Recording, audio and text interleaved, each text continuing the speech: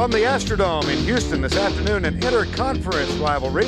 The Phoenix Cardinals against the Houston Oilers meeting here for the first time since 1979. It has been named the House of Pain, so named by Oiler linebacker Robert Lyles. The Oilers are undefeated here this year.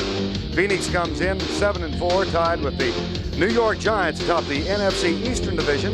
The Oilers likewise are 7-4, but they chase the Cincinnati Bengals behind them by one game going into this afternoon's action. Good afternoon, everybody. I'm Vern Lundquist along with Terry Bradshaw. The Cardinals come in on a bit of a roll. They've won 3 in a row, but they do have a handicap this afternoon. Neil Lomax, the quarterback, out with an injury, and that means Cliff Stout gets the start, Terry. Well, Cliff Stout's going to play today, and I'm excited because this Stout guy's an exciting quarterback. Big guy that can run with the football, got a tremendously strong arm. But I really believe, Vern, today, the real key to this victory, if it is going to be for the Cardinals, is the offensive line. It's got to give Stout that little bit extra bit of time, because a guy that hasn't played, he comes into a game, he doesn't read coverages quite as well. He's not quite as crisp, and so therefore it takes a little bit longer for him to settle down. A lot of pressure on the offensive line of the Cardinals. Look for these Oilers to come out today and blitz Stout early. If he can hold up, keep his poise, boy, we're going to have a heck of a game. Phoenix Cardinals come in 7-4. They have not been in first place this late in the year since 1975. During that season, they were tied with an 8-3 mark with the Dallas Cowboys and went on into the playoffs only to lose. Al Del Greco is on to kick off for the Cardinals, as Houston won the toss, and they will receive to open the ball game. That's Leonard Harris, number 83. This will be his 27th kickoff return if he gets the ball. Oilers 5-0 at home this year. They've had their problems on the road.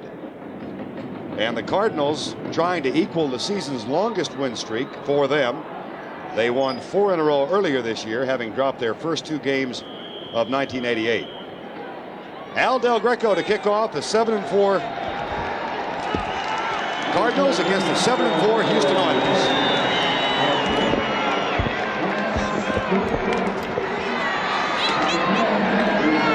Ball brought out to the 23-yard line. First down and 10. It was Leonard Harris on the return. Now Warren Moon, who had a fractured scapula, shoulder blade in other words, earlier this year, and was on the injured reserve list. And defensively against him, Freddie Joe Nunn, Bob Clasby, Steve Albert starts for Rod Sadler today. Sadler's grandmother was ill, and he was away from practice a couple of days. David Galloway also starts. Bell, Noga, and E.J. Jr., the linebackers. And the secondary, Carl Carter, Cedric Mack, Tim McDonald, and Ronnie Young.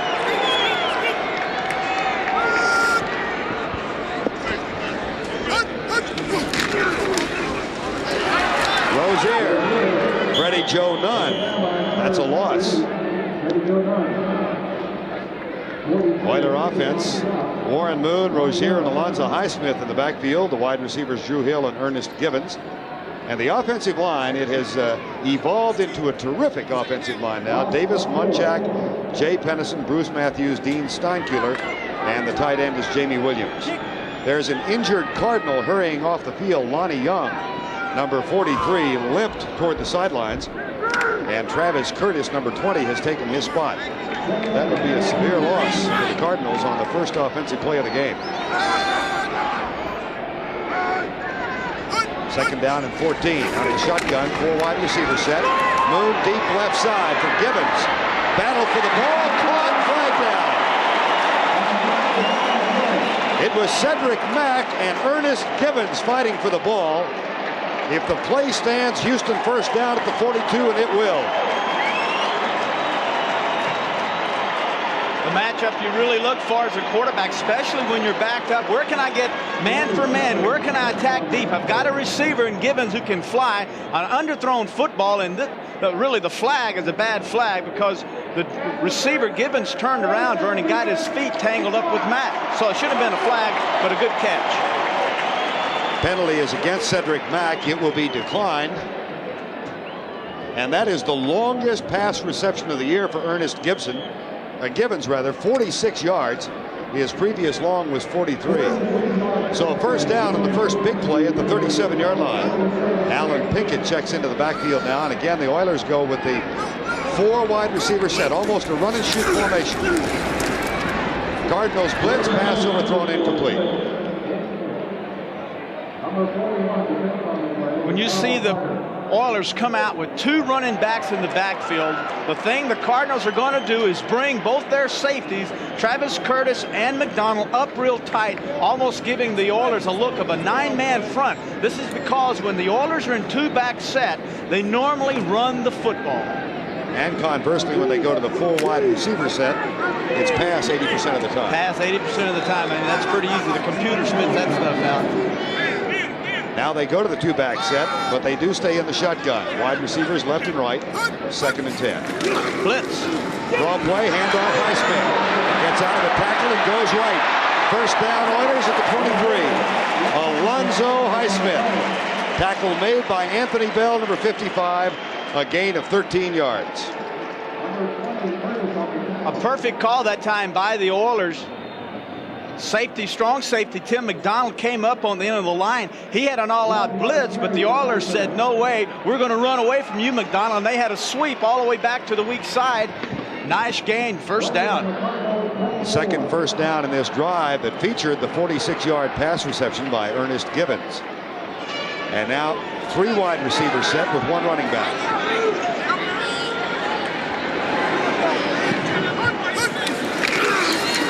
Draw play. This one is jammed up by Bob Clasby, number 79. It was Highsmith on the carry. And there's the first personal exchange that takes place in the game. No flags down. Well, that reverts right back to our opening theme. The house of pain and the aggravation that one finds in here. Well, when I played down here, they didn't have the house of pain. I don't know what it was called. It should have been the house of pain. I hated this place. I never left here hurting so much in all my life. Well, part of that, as I recall, was the fact that this may have been the hardest playing surface in the league, right? Well, they changed the surface now. I went down before the game and walked. I had heard that this place is nice now. The carpet's real soft, and sure enough it is. 2nd down and 6. No score, opening moments of the game. And the Oilers threatening.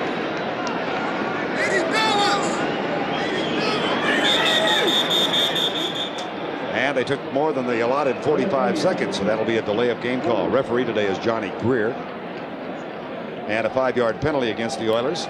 Delay, offense, still 2nd down. You know, I've always hated how in the world do you get those delay of game penalties? It's very simple. In today's football in the 80s, most of the quarterbacks in the National Football League do not call their plays. They look over to the sideline and have them wagged in, and you have to look at those. Then it takes a little longer to get to the line of scrimmage, and then if you have to audible, which is what Moon was doing then, it cost him. 2nd and 11 after the 5-yard call. Gibbons in motion. Cardinals rotate, and Moon rolls out and lobs it, but it doesn't go very far. The catch made at the 25-yard line. Dave Galloway all over Alan Pinkett. That last penalty, by the way, was the 100th penalty against the Oilers this year. 99 coming in with 939 yards. So added up, 100 for 944 yards now, in the 2nd place team in the most penalty area, Minnesota. Used to be the Raiders. Remember how we used to always say, gosh, go out and play those Raiders when they were in Oakland? Man, the worst penalized team in the National Football League, but yet they kept winning and winning and winning Super Bowls. 3rd and 10. 3 wide receivers to the right side. Moon back. Blitz coming. Moon caught. And he's down at the 29. That is only the 8th time this year that Warren Moon has been sacked. And it was Ken Harvey, the number 1 draft choice this year, who led the way after Freddie Joe Nunn got there first. And that should bring on Tony Zendejas.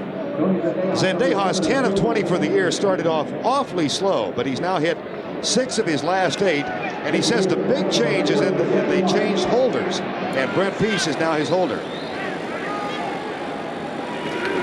From 46 yards out. No good. So the Oiler drive comes up empty after a 46-yard pass to Ernest Gibbons had given them field position. Cardinal ball.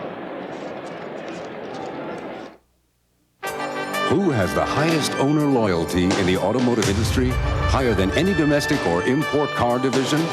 Ford. Because Ford owners in households all over America have proven their loyalty to Ford by buying another Ford. Winning the world over. You're winning. Have you been behind the wheel? Winning the world over. Have you driven a Ford lately? This is your territory. First Interstate Bank territory, where First Interstate has offices in more cities and states than any other bank system. So you can move anywhere across the territory and have your bank account waiting. From Hawaii to Wyoming, Arizona to Washington. So open an account at First Interstate and you'll get a warm welcome all across our territory. First Interstate Bank, we go the extra mile for you. Blue Diamond almond growers know their almonds are always a main attraction. In fact, folks love the taste so much, they munch them just about anywhere.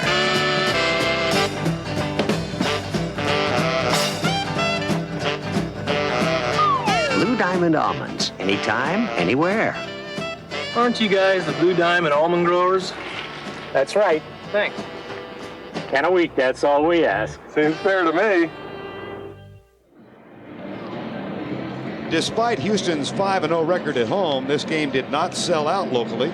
Neil Lomax on the sidelines. As you might have heard Terry say in the NFL Today show, Neil expects to be back in 2 weeks and might even be ready next week. His function today is to flash the plays into Cliff Stout. And Cliff Stout is getting his first start for the Cardinals since November of 1986.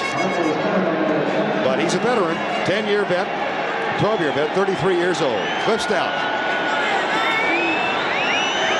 Earl Farrell comes out of the wing position. Now Awalt, the tight end, goes tight to the left side. Backs in the eye. They hand it to Stump Mitchell. And he finds a gap at left guard and is out to the 36-yard line. Got a picture of Cliff Stout. These are the guys he'll face. Ray Childers, Richard Byrd, and William Fuller. The 3 down linemen. The linebackers are Robert Lyles, John Grimsley, Al Smith, and Johnny Beans. And the secondary, Steve Brown, Patrick Allen, Keith Bostic, and one of the unheralded free safeties in the league, Jeff Donaldson. Really a terrific player. Here's Cliff Stout, 33 years of age, back up at Pittsburgh, played 2 years for Birmingham in the USFL, now in his 3rd year with the Cardinals. J.T. Smith starts in motion.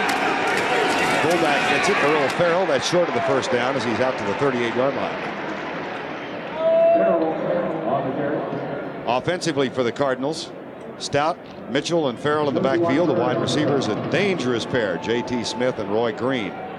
And the offensive line, and here's the key today for the Cardinals, Luis Sharp, Todd Pete, Derek Kennard, Lance Smith, Tootie Robbins, and the tight end is Robert Awalt. Gene Stallings in his 3rd year with the Cardinals. Ron Wolfley has checked into the backfield now, number 24. 3rd and 1.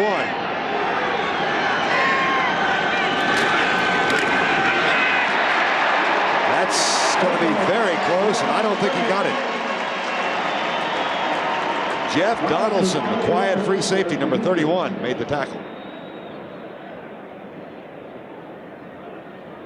4th down, no measurement. So this Cardinal team that had been averaging 45% conversions on 3rd down comes up short on 3rd and 1. And that's the one thing that Gene Stallings told us last night. With the thing he was most proud of, the biggest improvement is in the 3rd down conversions. That simply means that when you have 45% 3rd down conversions, you're keeping the football and you're moving the football, and thus they have a 7-4 record. That brings on Greg Horn, the 2nd-year man, with a 42-yard average. The Oilers have blocked 5 punts this year, and they come close this time. That is a poor punt off the side of Horn's foot and out of bounds at the 37-yard line. So the Oilers get it back for the 2nd time. 8:37 to go, 1st quarter, after a 25-yard punt. Mark and Brian rocking LA. It's another hot one out there. 98 sweltering degrees. I know really this fight. It's hot, hot, hot. Right now, the only thing that would taste better than a nice cold one is a cold filtered one. Man, I'd sure go for one one of these. Because if you want a beer whose rich, smooth draft taste hasn't been changed by heat pasteurization, we've got it down cold. Right. Cold filtered Miller Genuine Draft. It's as real as beer gets. We have a slightly revised forecast. It's cold. Go. Give me a hot, dusty day any time of year. Give me my favorite Ford and mud up to here. Cause I love getting dirty. Yes, I love getting dirty. So give me rain and puddles in my 4x4. Give me a brand new Ranger and I'll never be bored. Cause I love getting dirty. The newly designed Ford Ranger. Yes, I love getting dirty. See the entire lineup of tough Ford trucks during the Ford Truck Month celebration. There's a difference when you're flying. Where are we going today? I'm going to Grandma's house. With someone who shows how much they care. I'm not going to go anywhere without you. A smile, a tone of voice, and the willingness to try. When you love to fly, it shows. Delta, we love to fly, and the feeling grows. That's my new friend. Love to fly, and it shows. As of Friday, there were 7,500 tickets available for this game, and the Astrodome seats only 55,000. They've had problems filling this place up, despite the winning record this year. They used to sell out regularly back in the 70s, Terry, when you and the Oilers had the great rivalry. Well, they tried to move the franchise, or at least that was talk. That may have hampered some of the people's feelings. They might be still mad at them. Also, the image of their coach is not one that they're real proud of, so they might be mad at that, but winning will solve that. First and 10 Oilers, no score, first quarter. Handoff, Rozier caught for a loss for the second time. This is Freddie Joe Nunn. Boy, what a turnaround for Nunn since he moved into the defensive line from linebacker. Well, Nunn came in a 225-pound linebacker. He put on 25 pounds, about 30 pounds actually. Moved him to end. He's one of the leaders in sacks with 11 in the National Football League. But the key to Nunn is his penetration. If you want to stop the Oiler running game today, you have to have your ends and tackle penetrating, knocking off the pulling guards and tackles. Thus, you put them in the backfield, and that's exactly what happened, a 2-yard loss. Second down. Oilers, no score. They have the ball at the 34. That's Gibbons in motion. The handoff goes down. Play fake. Nice fake by Moon. And then he overthrows Gibbons. As Nunn had the pressure on him. And it looks like Warren Moon took a shot to the chops. Well, when Freddie Joe Nunn came in on his crash, he came down in tight, saw the play action. He threw an arm up, and it looks like he may have hit Moon in the face with his arm. Notice the play action. There it is, and a counter going back to the right. Now watch Nunn come in there. Oh, it looks like it hit him with his helmet. Hit him right in the face with his helmet. Bad news for the Cardinals. There's Freddie Joe Nunn. They have now lost 2 of their defensive backs. Lonnie Young is being x-rayed for an elbow injury. And Travis Curtis has an ankle injury. He's out. Lester Lyles is in. Out of the shotgun, Moon on 3rd and 13. Caught, first down. Ernest Gibbons at the 50. That's his 39th catch this year, and that's a gain of 16. Well, one of the things that is unusual about this is an in route, a deep in route, but there are 2 men. There's Reggie Phillips, 48, playing on the inside, and on the outside is a cornerback. Notice this, 2 men in and out on Gibbons, and yet Moon still got the football into him. That 3rd down conversion, and again, that's something that the Cardinals have been so proud of. There's Lonnie Young on the sideline. The Cardinals in the last 3 games have given up only 20% defensively of the 3rd downs they faced. 1st and 10 at the 50. And again, the spread formation, left side. Willie Drury with the catch. Number 82. And the tackle made by Cedric Mack. What happens, Vern, a quarterback like Moon will come out. He will have what it's called mirroring routes. A hook on the right side will be a hook on the left side, and all he simply does is key the safety. If the safeties go to the right, then the linebackers have to go to the left, and Moon would much rather throw over a linebacker than a safety. Moon saw the safeties go to the right. He turned around, hit Drury on the left. 2nd down and 4 Oilers. 2nd time they've been across midfield. And on the roll, Moon pulls up under pressure, lets it go, incomplete. Nice job by Moon just to get rid of the football. David Galloway all over Moon. And that time, Vern, you'd have to say, we've seen some calls this year where a guy like Galloway, who had his hands on Moon, that would have been called a sack. That time they let Moon get away with it. And he managed to get it into the area over the middle. A lot of early pressure on Warren Moon. A lot of pressure on Moon. By the end, especially Galloway and Freddie Joe Nunn, both the outside ends in the first quarter have been putting the pass rush on Moon. There's the stat we were just talking about, 8 of 40. Now the Oilers did convert a 3rd and 14 a moment ago. It's 3rd and 4 now. From the 44-yard line, scoreless first quarter. Moon lets it go. Caught. Drew Hill, first down.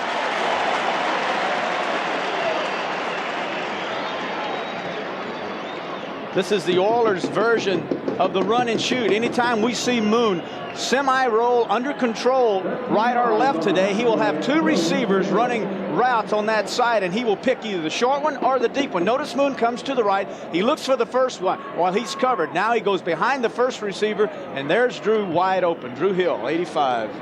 This is an Oiler team that has gone primarily to the run this year. And now in the first quarter, they're exploiting the Cardinals with the pass.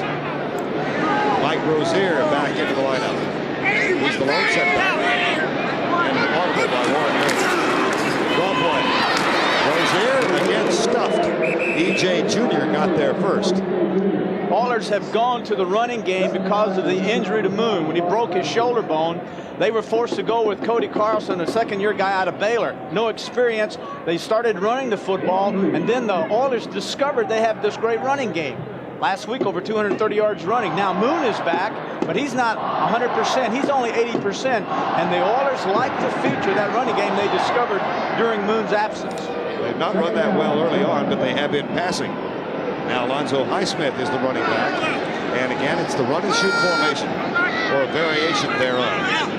Hill starts in motion. And the audible from Warren Moon. Blitz coming. And Moon gets rid of it, but Highsmith is caught behind the line by Tim McDonald. Let me tell you what's happening, Vern. The Oilers are coming up and showing safety blitz, bringing their safeties up tight. Moon that time saw that and tried to make an audible, and instead of blitzing with the safeties, the Cardinals turned around and blitzed all their linebackers. Now Moon says, oh my gosh, they're sending linebackers. Next time, they'll send the safeties. All of which brings up a 3rd down and 9. No score, and we've got 5:20 to go first quarter. But it's been the 3rd down conversions for the Oilers that have kept this drive alive. They've got 2 big ones on 3rd and 14 and 3rd and 4. Blitz coming. All out blitz, and Dan Moon is good. Ernest Gibbons first down. And another verbal exchange. Tim McDonald made the tackle, and Curtis Duncan and Gibbons do a little exchange of high fives. If you can block a blitz, and if you have a route, but you have to have quick receivers to run a 10-yard sideline, even with the blitz on. Notice in the center of your screen, E.J. Jr., 54-47, Cedric Mack, a linebacker and a safety and another linebacker. The key is have short routes, a quick, strong-arm quarterback that can recognize it and get the ball to the guy wide open. From the spread on 1st and 10. Rozier in the backfield, and they snap it directly to Mike Rozier. That's not something they've not done this year. They do it quite often. Well, what they have is the luxury of 4 wide receivers with 1 man in the backfield that lines, as you notice, very close to Warren Moon. And they'll run a counter trap off of that. They'll run a sweep off of it. And they will also snap the ball directly to Rozier, which is exactly what the Oilers did that time. That's a gain of 5. Warren Moon 6 of 9. So it has been the passing attack, which brings a bright light to the eyes of any quarterback that has opened up this offense early on. Moon said, I want to throw the football more. 2nd and 5. No score. Oilers threatening. Hands off at the middle. And Alonzo Highsmith, the second-year man out of Miami, runs into the arms of Lester Lyles. But that's a nice gain to the 7-yard line. It should be enough to move the chain again.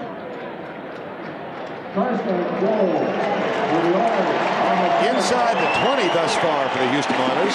65% of the time they've been there, they've gotten a touchdown. That's an excellent percentage. Excellent. Normally, if you can come away saying you scored, which means 3 points or a touchdown, you're happy. But 65% of the time they get a touchdown, that is truly remarkable. 3 minutes to go, first quarter, 1st and goal, Houston. They missed a 46-yard field goal on their last possession.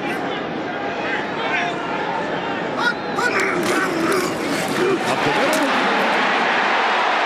Touchdown, Alonzo Highsmith.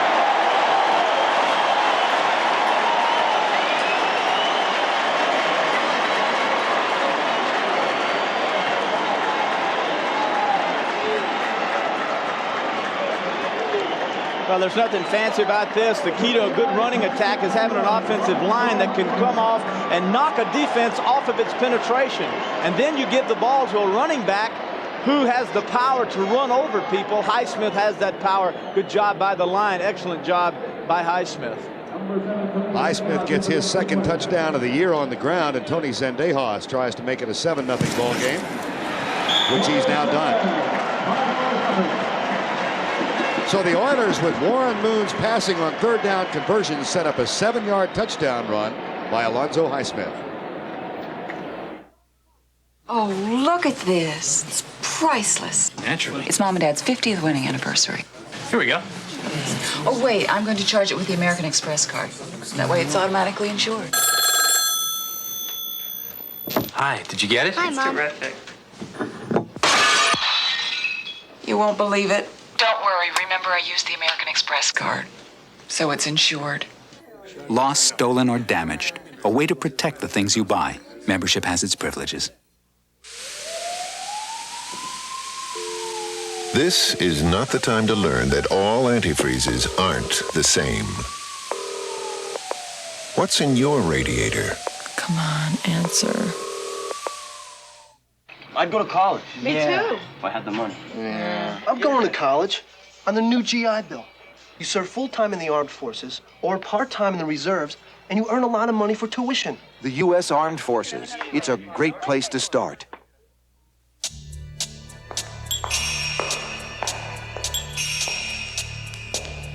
The multiple-port fuel-injected Ford Escort GT.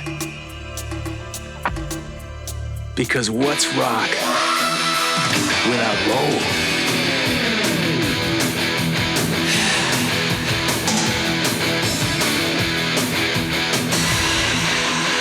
Now get a $400 cash bonus on Ford Escort. When it comes to brilliant schemes, this one's a gem. Very mysterious. Howard Hessman, Brooke Shields, and Ed Marinaro are caught in The Diamond Trap tonight.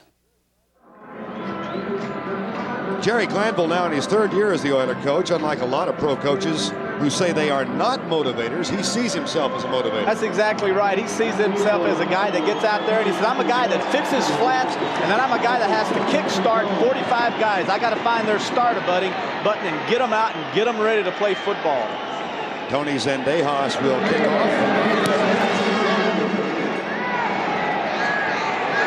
At the 5. Tony Jones, and he doesn't get far.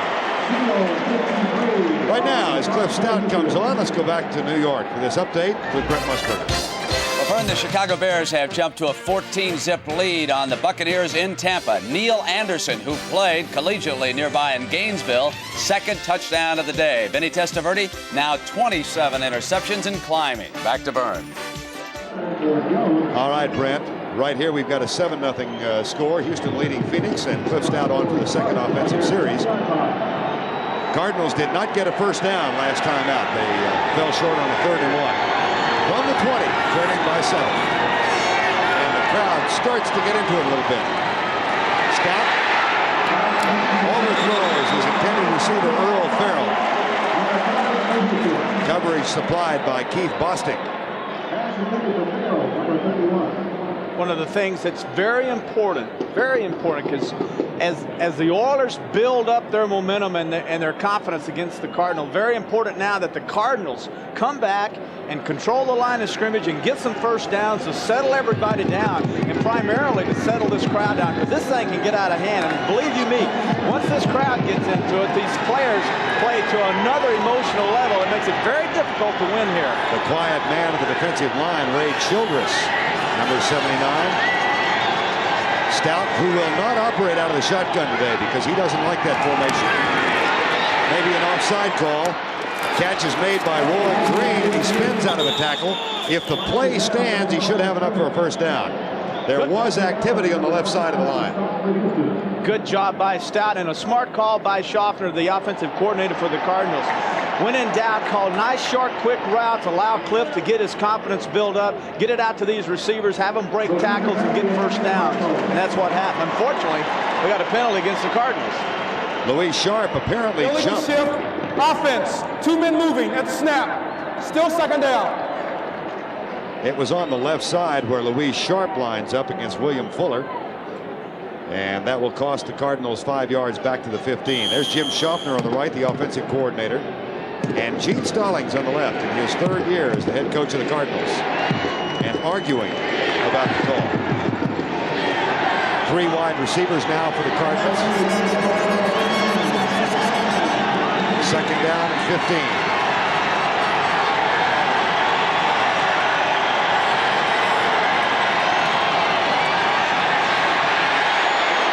Across the middle, intercepted.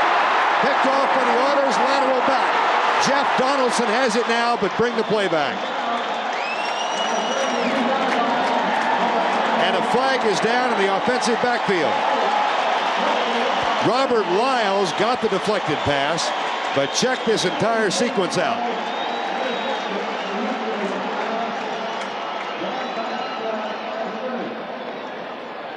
There is a flag back at the 9, and here is Johnny Greer.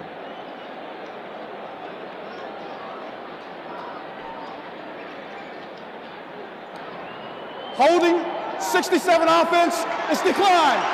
First down.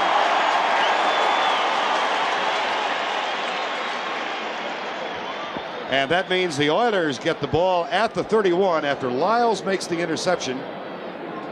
And he lateraled back to Jeff Donaldson, but he was down at the 32-yard line. Yeah, you notice that little graphic, 33 takeaways now, which is the best in the American Football Conference, something that the Oilers do very well.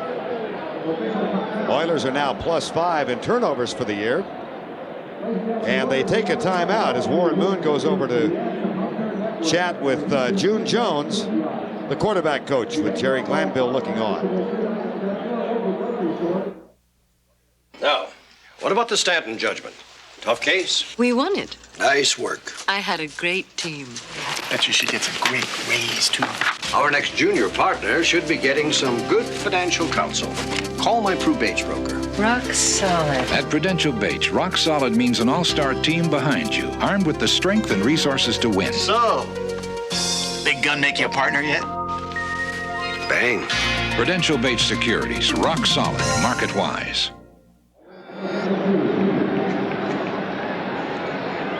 We're back at the Astrodome where the Oilers have the ball and direct snap to Mike Rozier, and he comes left. Second time they've used it, and the second time they've used it with effectiveness. Close to Moon, sitting inside. The first time the direct snap to Rozier, he went straight up the middle. Now the direct snap, everyone sits there, and then with the speed, he goes to the outside. He has the option, read it. Inside, okay, take it. You don't like inside, okay, go outside, and that's what he did. That was not a timeout taken by the Houston Oilers a moment ago. We thought it was, but the instant replay official was reviewing the play, and he did so quickly and said the play stands, and so no timeout charged against the Oilers. 2nd down and 4. Pinkett is in. Alan Pinkett out of Notre Dame gets the handoff and comes left. And that will be short of the first down at the 23-yard line. The tackle made by Lester Lyles. Where do you get a break if you're the Oilers and you're the Cardinals primarily? You take out Mike Rozier, a #1 draft choice. You bring in Pinkett, a #1 draft choice. If you don't like him, bring in Lorenzo White, another #1. And then, just for measure, let's give it to our #1 draft choice, Alonzo Highsmith, out of Miami. And if you want, Warren Moon will throw it. And though he wasn't a #1, he would have been. He was signed as a free agent out of Canada.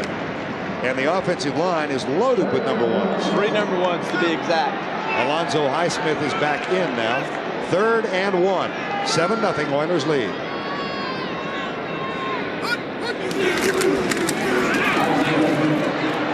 That might be enough to move the chain. A little extracurricular activity at the whistle with Tim McDonald. after Freddie Joe Nunn makes the initial contact. There's McDonald out of Southern California. Did you hear the fans?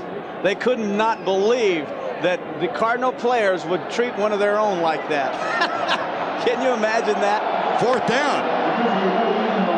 And the Oilers apparently will go for it, but not before they change ends of the field, because that is the end of the first quarter of play.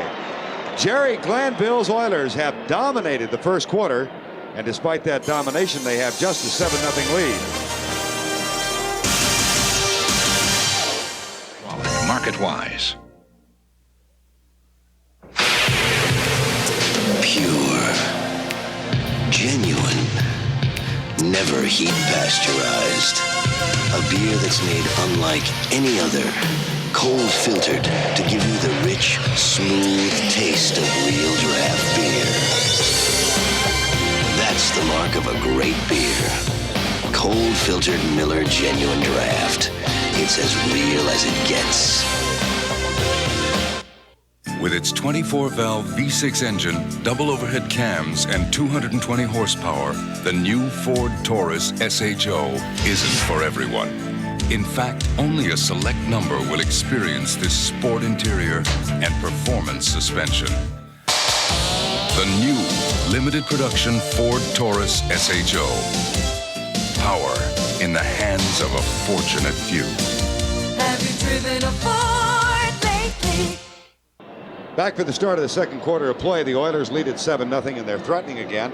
And this has been an all-Oiler first quarter. Once they got the 46-yard pass to Givens to get them into Cardinal country, Terry, they played the whole game there. They've stayed there, Vern, and one of the worst things that can happen to a football team when you're playing away from your home is to play against a team that is already an excellent football team, but they're playing on your end of the field, and there's no way that you can keep them out of it. So the real pressure now is going back to the Cardinal offense. They've got to move the football and give their defense a spell, even though they're used to the heat.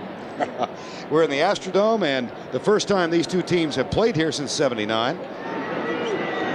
Then, of course, the Cardinals were in St. Louis, and as quarter number 2 starts, 4th and a yard, and the Oilers will go for it.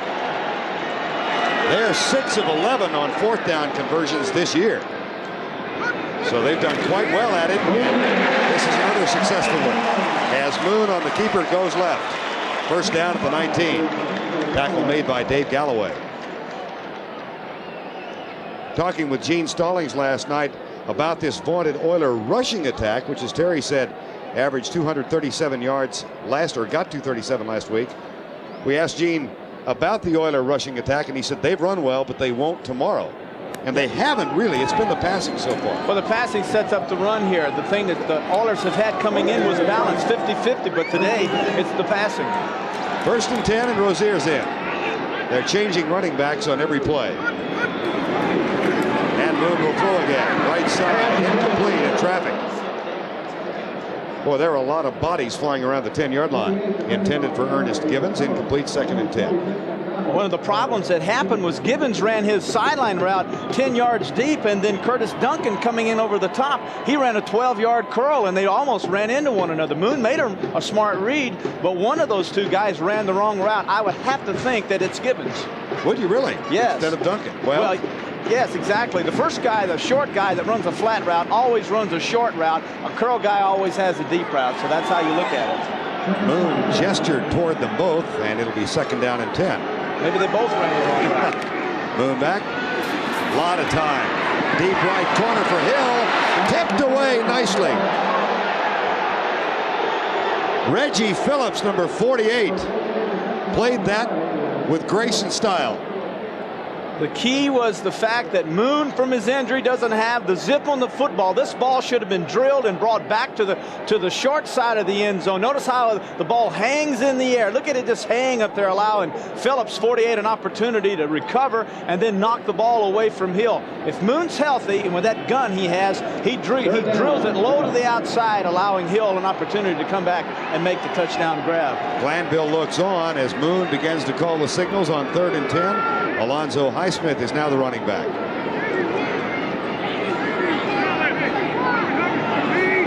Safeties move up. Moon goes back, blitz coming across the middle, incomplete. As it was intended for Givens, and Cedric Mack might have deflected it. At the very least, he distorted the vision of Ernest Gibbons. Right. The safeties came up again. Moon made another audible. He said, if these guys are going to blitz me up the middle, Vern, there'll be no one in the middle to take care of the quick post. So he audibles to the quick post, and an outstanding job that time by Mack to knock the ball away. That will bring on Tony Zendejas. Again, Zendejas 10 of 20 for the year, but a very slow start. Missed from 46 a moment ago. Out of Brent Peace's hole, this from 37 yards away.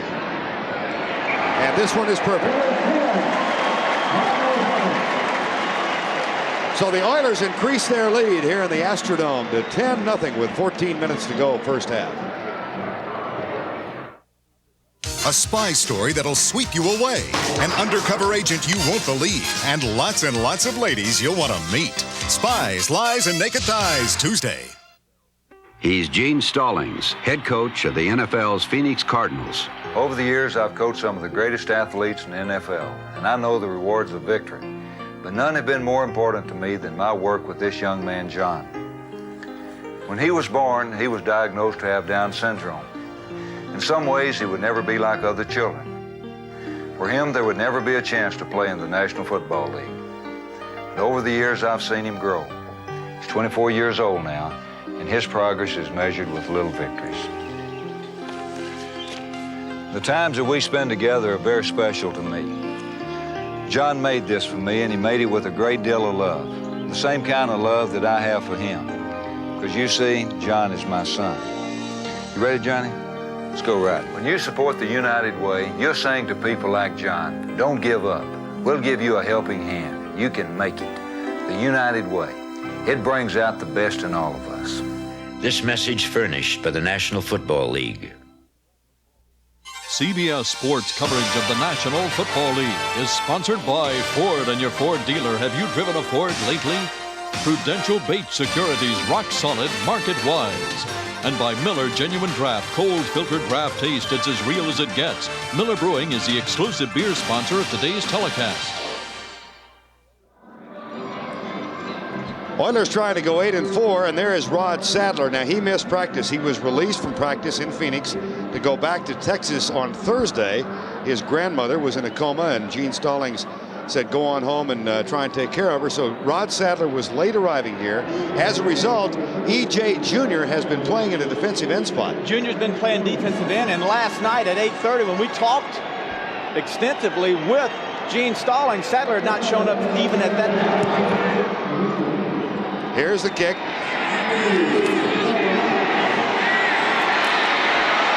Derek McAdoo all the way out to the 31-yard line. And the Cardinal offense comes on as McAdoo gets a fine return of 32 yards. Cliff Stout back on. Again, just to make certain that everybody knows that Sadler's not out for disciplinary reasons. He was given the permission to go back home and care of it for his grandmother in Athens, Texas. But because he didn't get in here until late last night, he's not starting today, and we don't know whether he will play. Rod Sadler out of Texas A&M. And that defensive switch might be causing some problems for the Cardinals. Well, it might be one of the things that we're seeing. Well, we'll get back to that in a minute. Gotcha. 1st and 10, Farrell. And Ewald comes left as Farrell lines up as a short man in the eye. Left side, Stum Mitchell out to the 36-yard line. Keith Bostic made the tackle. Something I think that's very important, Vern, here for the Cardinals. Hey, these guys have a great offensive line, and Sharp and Pete and the rest of these guys, and they've got two backs that can run the football with Mitchell and Farrell. And I would be surprised now if we don't see them try to establish their running game and then allow Stout to play action off of their running game. 2nd and 6. 13-15 to go first half.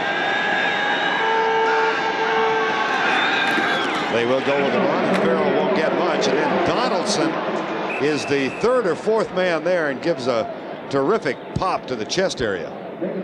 Always like to play against safeties that have nose troubles. You look at Farrell. A safety with nose trouble simply means he cannot stand back there 12 yards. He has got to get up in that line of scrimmage and put a pop on someone.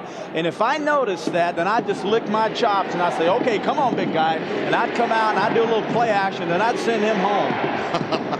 Let's see if you can transmit that down to Cliff Stout. difference is I call my own plays. That does make a difference. Cliff's waiting for him to be wagged in. Derek McAdoo in the lineup at tailback now. 3rd and 2. 10-0 Houston. They try the reverse to Roy Green. Nothing doing.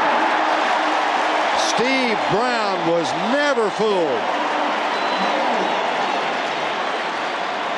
There are 2 ways to block Steve Brown, and that's the worst way, is try to leave the guy at the line of scrimmage. The best way is to take your receiver and run him down the football field, and Steve Brown has to run with that guy.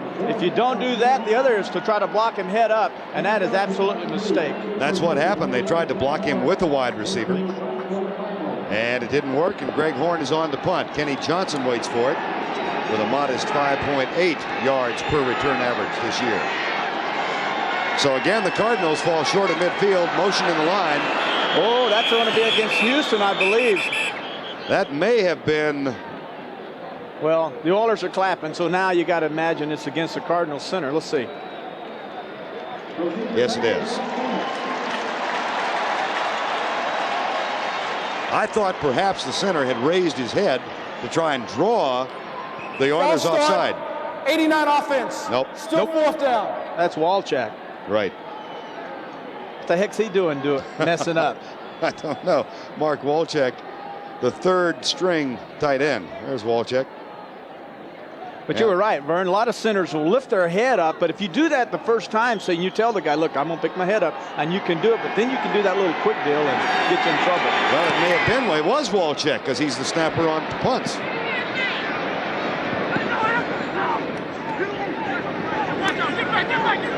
And that one's down at the 31. So the Oiler offense, which has moved the ball well in the first half, comes on following the 33-yard punt.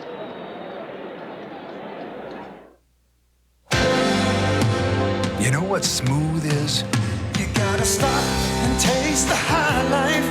Smooth is the sensation of cracking open a cold Miller High Life. Smooth is the anticipation of that first mouthful hitting the back of your parched throat. Smooth is the feeling of a beer that goes down easy, never bitter. Stop and taste the high life. Smooth is knowing how good that first Miller High Life tasted, and that it's time to enjoy another.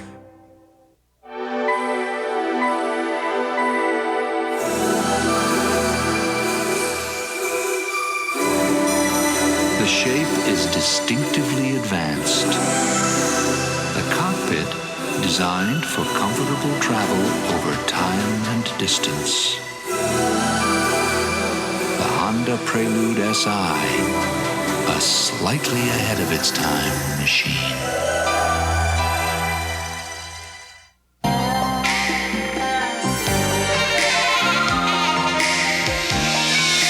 Sometimes you got it today. Emerson's got it right. Fine tune your life. Nobody's gotta tell you. Emerson does it right.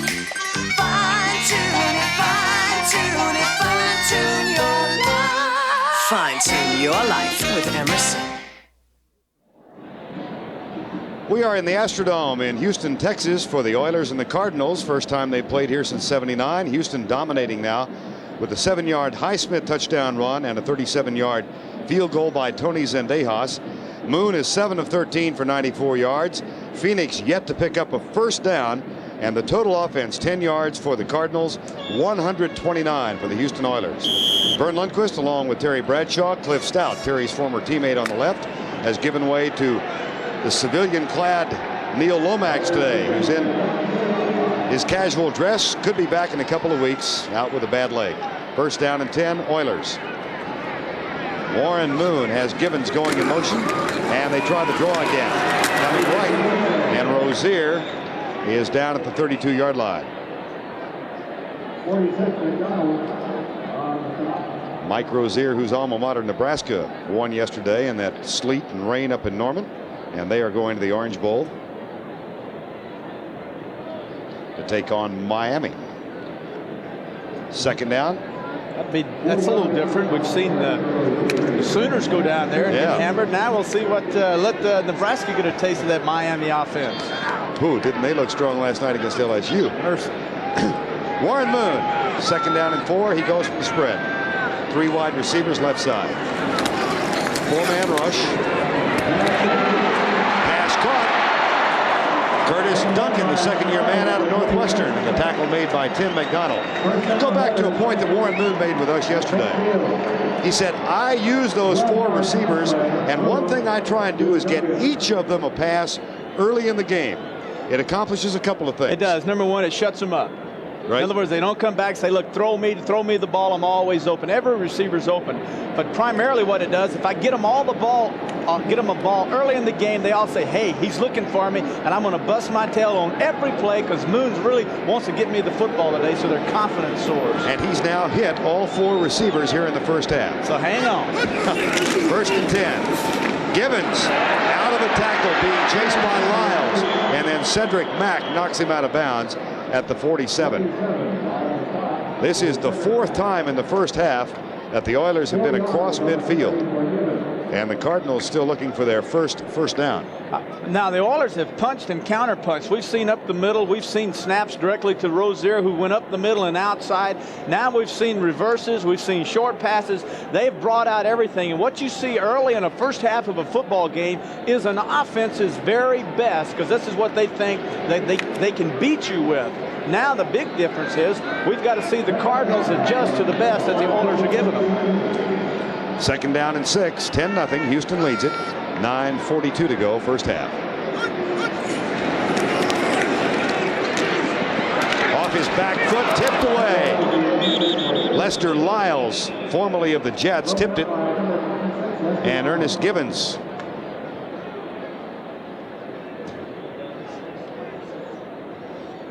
Top of your screen, number 81 on the left, Gibbons. Notice he'll make a little move to the outside. Now he's trying to run away from Cedric Mack, but he's not counting on number 26 to come over and help him. That's Lester Lyles. It's a good combination the Cardinals are doing. Anytime that they see 85 and 81, the Cardinals are going to take 2 defensive back and sometimes a linebacker and try to double and triple team those 2 receivers. Houston 3 of 6 on third down conversions. Highsmith, the running back. And the run and shoot. And a 5-man rush. Moon back with a lot of time. Through double coverage and tipped away incomplete. Oh, McDonald had slipped, and then Mack got there.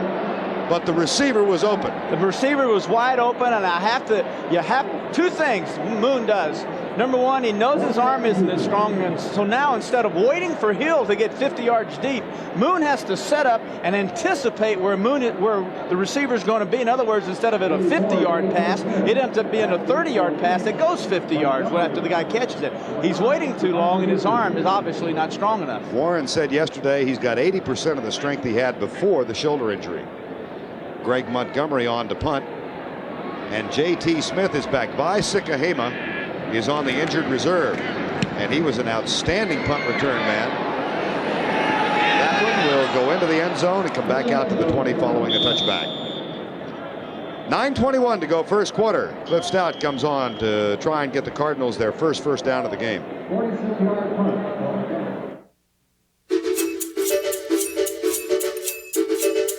One day in the not-too-distant future, given the daily advancement of technology, imaginative engineers, and, of course, hard work, it is conceivable that somebody could make a car as good as the Honda Accord 4-door sedan.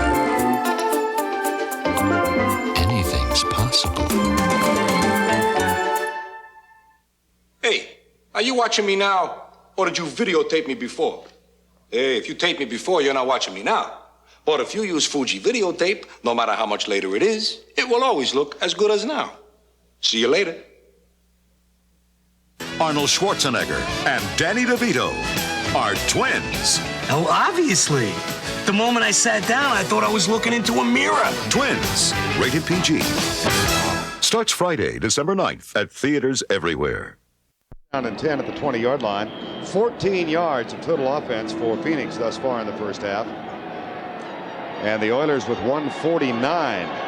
All the Cardinals need is one big play, and it'll change the entire confidence factor. First down and 10. Robert Awalt to the right side. Up the middle, Earl Bell has a big hole, and he's got an 8-yard gain to the 28-yard line. Don't forget a Thanksgiving tradition, great NFL coverage on CBS Sports. Following the NFL Today at 12 Eastern, Pat Summerall and John Madden call the action as the Vikings take on the Detroit Lions. It's NFL action Thanksgiving Day on CBS. It's also an NFL tradition. Minnesota and Detroit from the Silverdome coming up Thursday, 12 o'clock Eastern Time. Second down and 2. J.T. Smith ambles toward the left. And Stump Mitchell fights for the first down to the 32-yard line. Fumble. Flag down. It's a flag. And a holding call.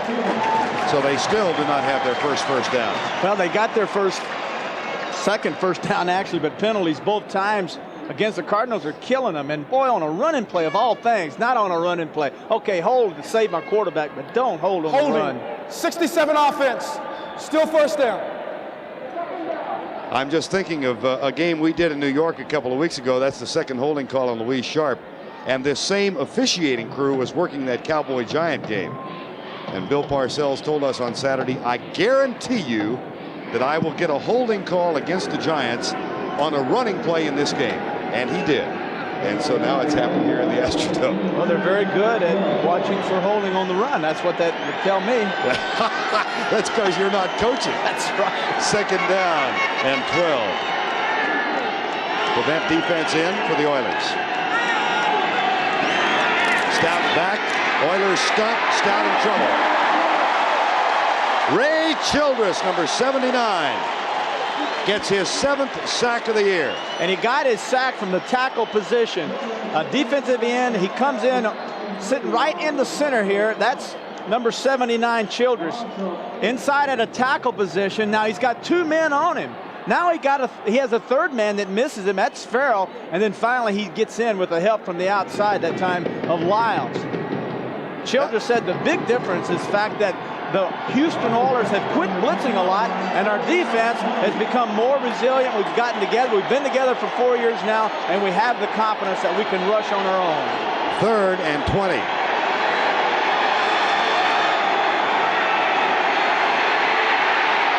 Stout, J.T. Smith, and he is knocked silly, and the ball is knocked loose.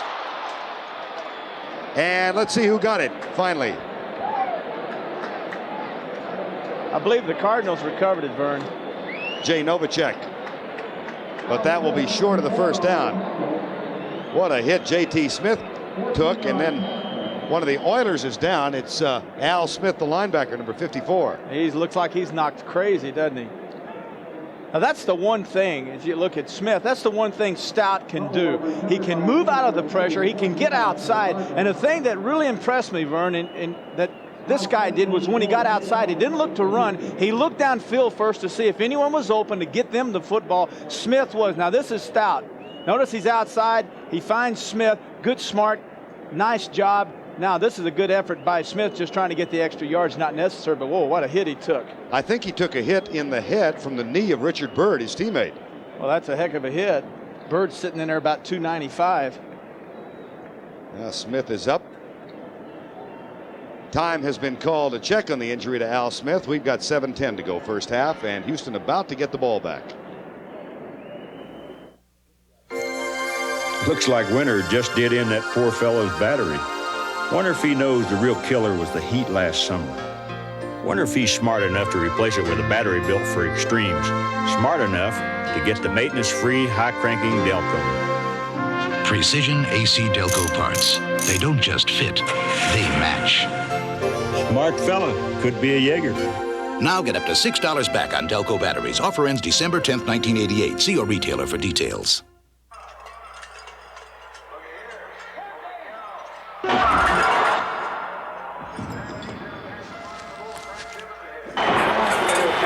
There's only one gene endorsed by the Professional Rodeo Cowboys Association.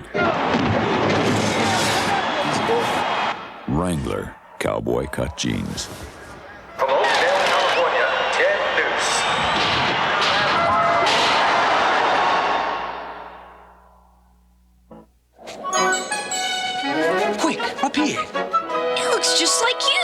looking all right yourself, kid. Now when you buy a $5 book of McDonald's gift certificates, you get a free plush musical ornament of Oliver or Dodger. The characters from the new Disney movie Oliver and Company, now only at a theater near you.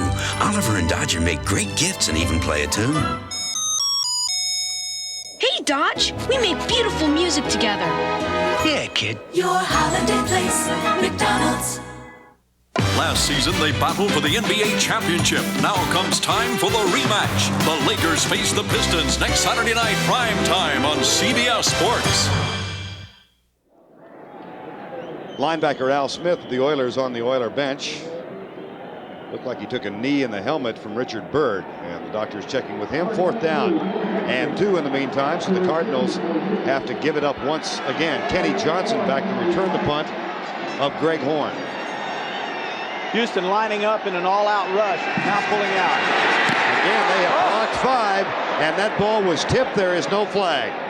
Johnny Greer immediately signaled a tip, and the ball limps to the stop at the 48-yard line. So they almost got their 6th, which would be an NFL record of 6 block punts in a single season. Notice that the real key to how do you know is there's one guy back there to return the kick. Now notice that 2 men pull out and go way around, but number 53 gets free, goes up inside, and doggone near knocks it down. That was Eugene Seal, yeah. And Seal has 2 of those 5 block punts this year. So again, Houston's going to come out of this in terrific shape with the ball at the 49. But the important thing was that was not a 10-man rush. That was just an 8-man rush, and still they got to the punter. Houston leads it by 10, 6:38 to go first half. They hand it off to Highsmith, and he's hit by number 55, Anthony Bell.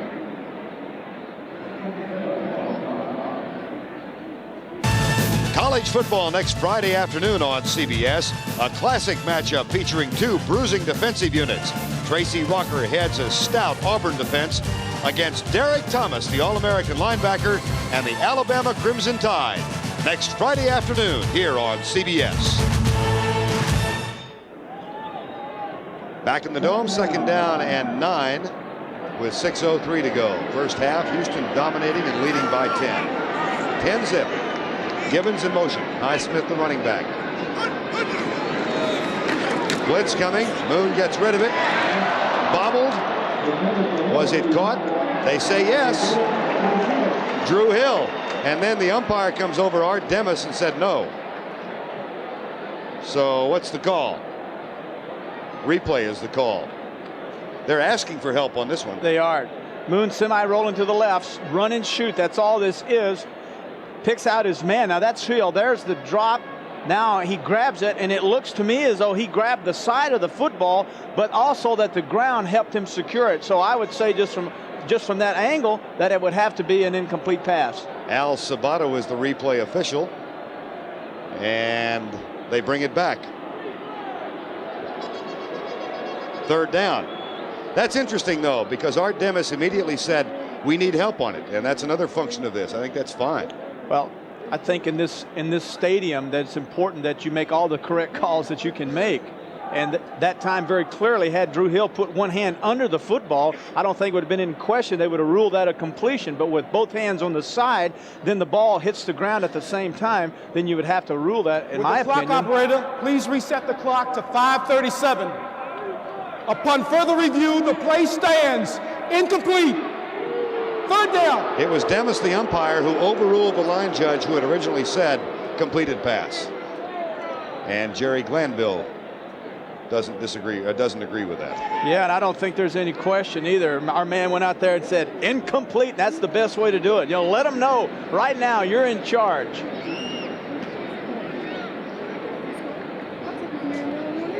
Other scores rolling by. Chicago over Tampa Bay 21-3. And Detroit leading Green Bay 6-0. Kansas City leads Seattle by 7. 3rd down and 9.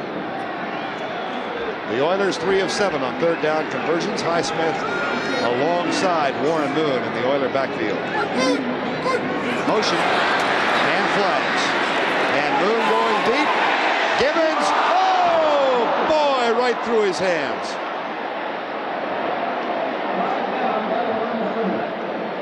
Well, that's 3 deep receivers that have been wide open twice. Moon's has laid the ball up and underthrown them. This time he throws a perfect strike. But the key is, notice how Moon gets rid of the football quickly. Doesn't wait now. And notice the ball is flatter. It's not hung up. He zips it out there. And look at this. I'm going to tell you, I was down on that field. And, folks, when you look up at that football, you see out through the stadium into the night, out into the daylight, very hard. I don't know how these guys even catch a football in this place.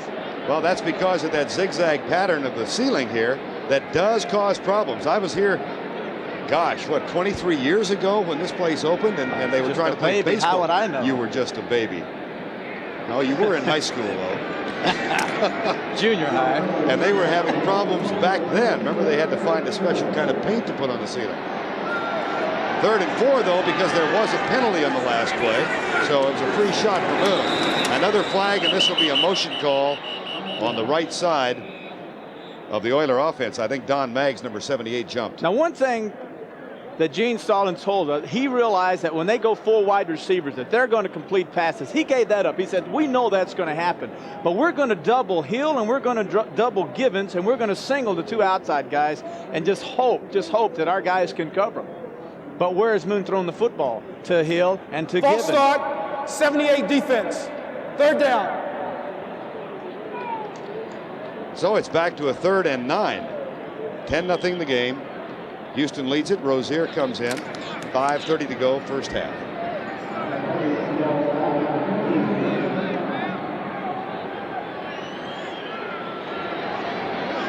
Out of the shotgun again.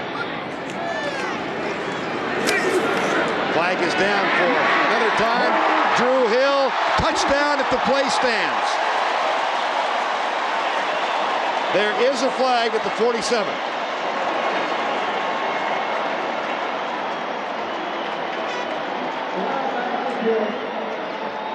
Against the Cardinals, touchdown Houston. A 50-yard pass, Moon to Drew Hill. All the Oilers are doing is taking their slot guys and running them straight down the field, splitting the 2 defensive backs. There are 2 men covering Hill. Notice one on his inside. That's Cedric Mack. One on his outside. That's Lester Lyles. And all these guys are doing is turning on the burners and running right between them. Hey, that's the best way to beat them. We used to throw hook and goes and just run those seams. Nothing fancy. Go by them. That time, Moon, excellent throw. Again, the Cardinals lost 2 defensive backs on the first series of the game. Lonnie Young and Travis Curtis. Young out with an elbow injury, Curtis with an ankle. And Lyles came in. And now Hill beats him deep. Here's Zendejas' kick, up and good.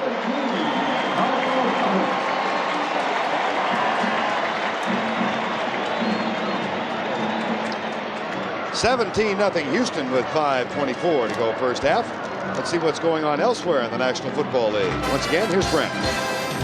Vern, that was a terrific play, and here's one from the Chicago Bears. They go up 21-3. Now watch Brad Muster on the receiving end of the screen pass. Take a look at this run. This is how a #1 draft choice is supposed to produce, and look at Neil Anderson get downfield and help him out with a block. Bears easy. Back to Vern. Okay, Brent, Chicago winning on the road big, and they look like the strongest team in the NFC right now. Meanwhile, Houston making its own bid to get back into the playoffs. They were there a year ago, and they look very good today.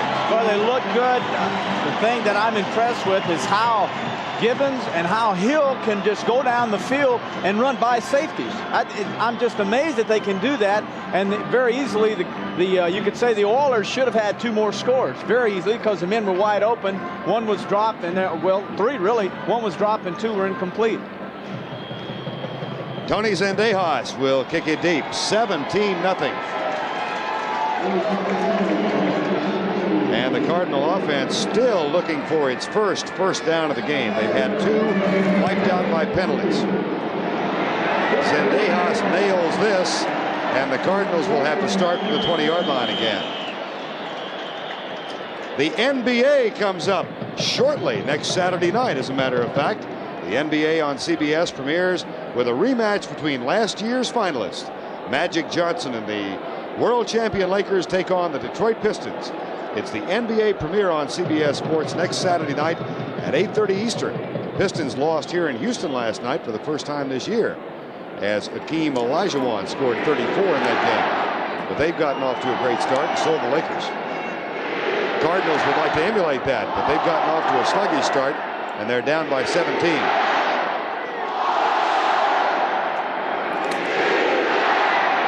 Stout. And that is Stump Mitchell. Makes the grab and is down at the 28-yard line. This is the #1 offense in the National Football League. #1. And thus far in the first half, 3 plays and a punt, 2 and an interception, 3 and a punt, 3 and a punt. The only difference is the guy that's running the offense is Cliff Stout. They have not been able to generate any offense whatsoever, and that's it. In talking to the coaching staff, they said we're not going to change the offense. It's the same offense that Neil Lomax would be running. Thus, the question is it Stout against Lomax or versus Lomax, or is it the Oiler defense? Oiler defense has played well. Stout sacked once, comes left, and that was Stout, no question, as he misfires with Roy Green. You played with Cliff Stout, or he sat behind you in Pittsburgh for a while. Let me tell you, Cliff Stout can play. You know, it's going to take him a while. I said at the beginning of the show, it'll take him a little longer to get settled in because he's now in a starting role. And believe you me, that makes a major difference. He's down here in the house of pain. That has some effect, whether they admit it or not. But he can play, and he can play very well. And I believe as this game goes and a few good little things happen, you'll see it. We'll be saying good things about it. 3rd down and 2. 3 wide receivers. And again, Stout will not go from the spread formation today. That pass is complete to J.T. Smith. And it's a 1st down and a flag for a late hit. I think it's going to be delivered on Wayne Davis, number 53, who came in around the helmet of J.T. Smith. Let's see if it's 53. Personal foul. You see this on your wrestling matches. You see this on your wrestling matches where one guy will hold up a guy, then another guy. Personal foul, unnecessary roughness. 53 defense, 1st down. Eugene Seal. And notice that J.T. Smith catches the ball. Now he has it. Now Allen has him. Now he's down, and now here's the hit. And the reason was that Seal, 53, led with his head and hit J.T. Smith in the head. That's a foul. Good call. And again, the point that the Oilers are the most penalized team in the National Football League. They have a chance to go over 1,000 yards in penalties this afternoon for the season. 1st and 10 Cardinals at the 48.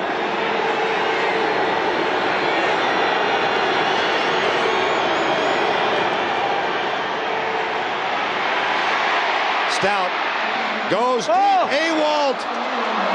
Touchdown Cardinals, and Stout was not beyond the line of scrimmage. What'd I tell you? 52 yards. Robert Awalt from Cliff Stout.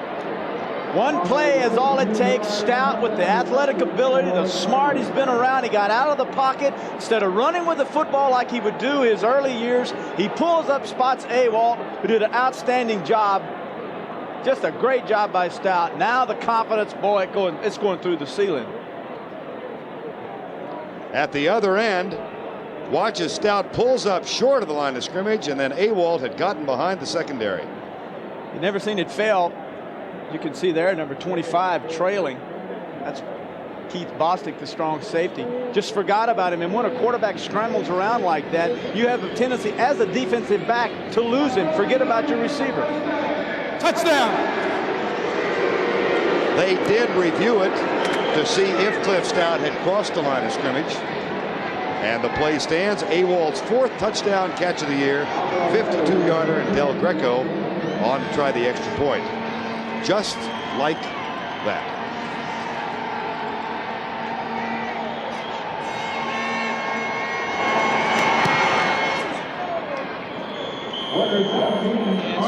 And in one drive, the Cardinals more than tripled the amount of offense they had achieved in the first half of play. Stout slaps hands with Jay Novacek, the other tight end.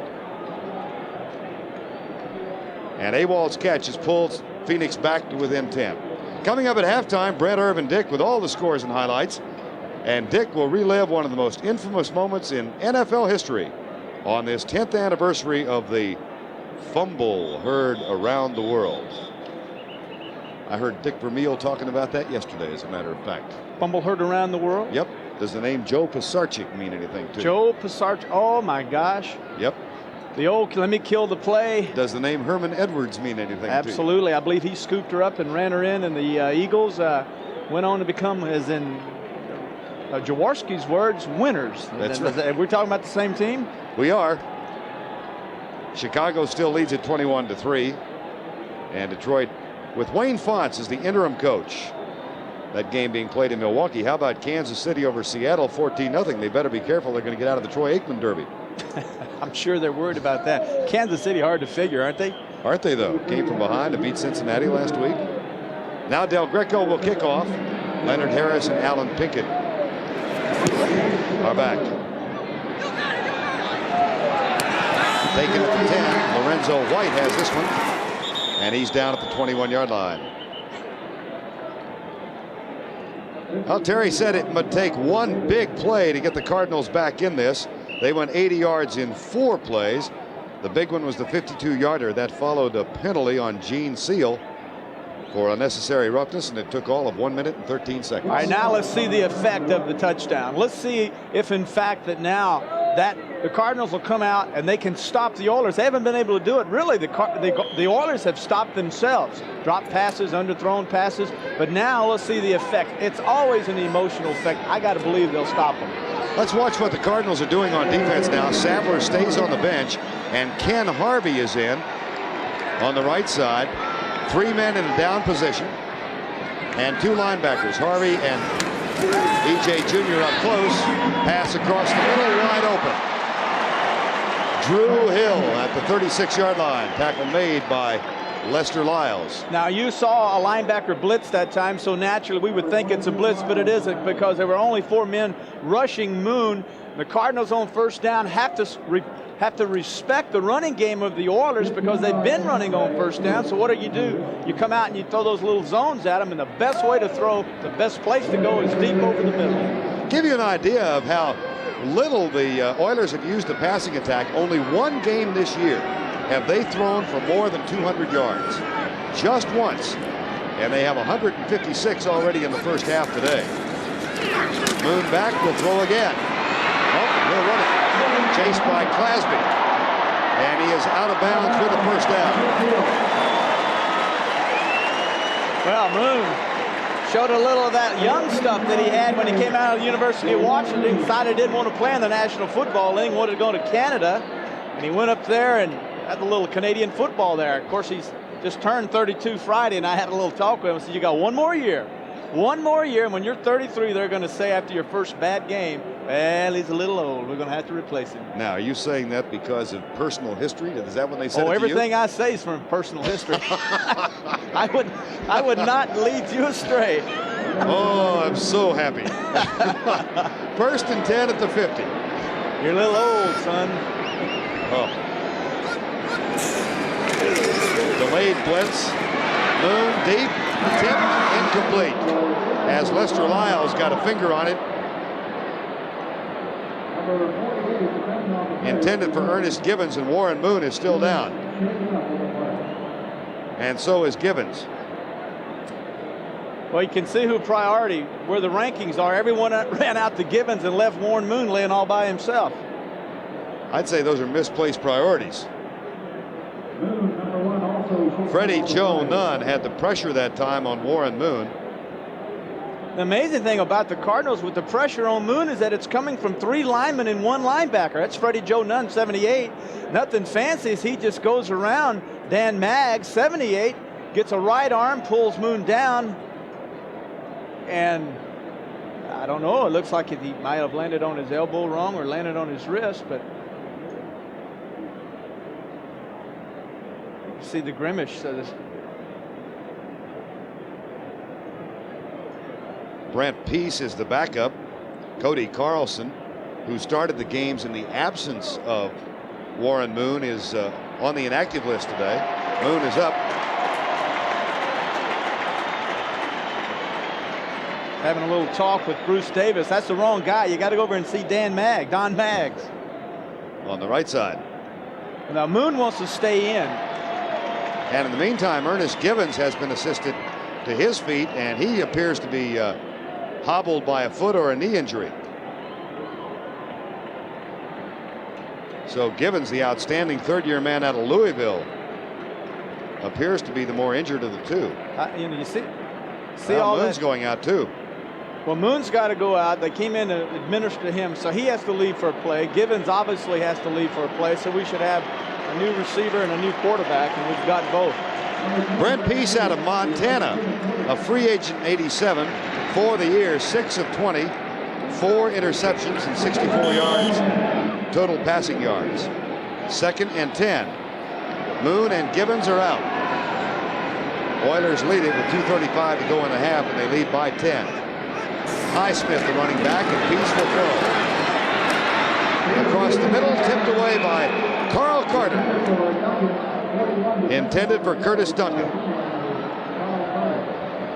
Let's go back to the last play, the one in which Givens and Moon were both injured. It'll be at the right of your screen. Number 81 will come into view.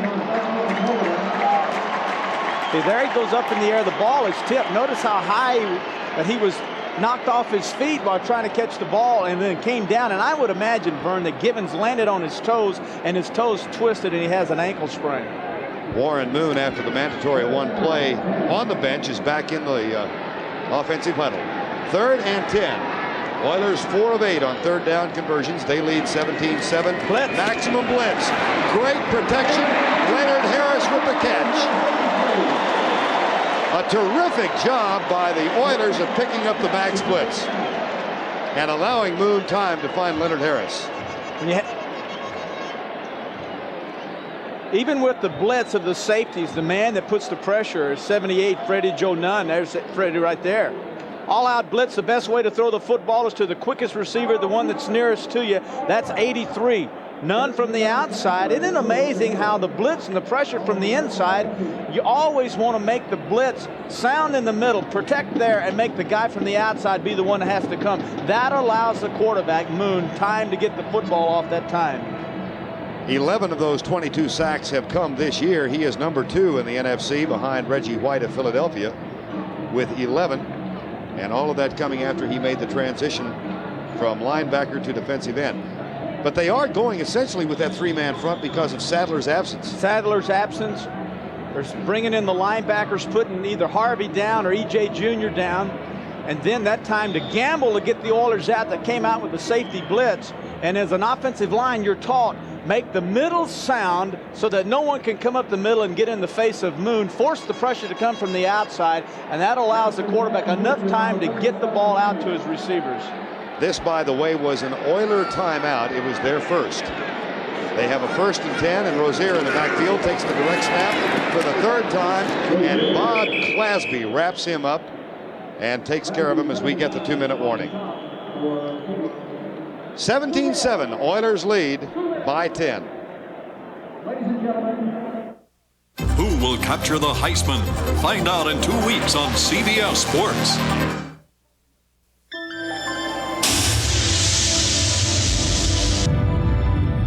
Shrouded in secrecy for years, the stealth bomber will soon be introduced to the public.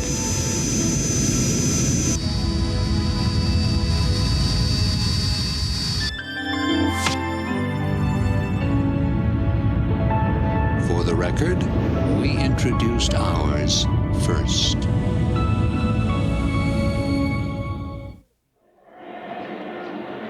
Two minutes to go, first half. Vern Lundquist, Terry Bradshaw at the Astrodome in Houston.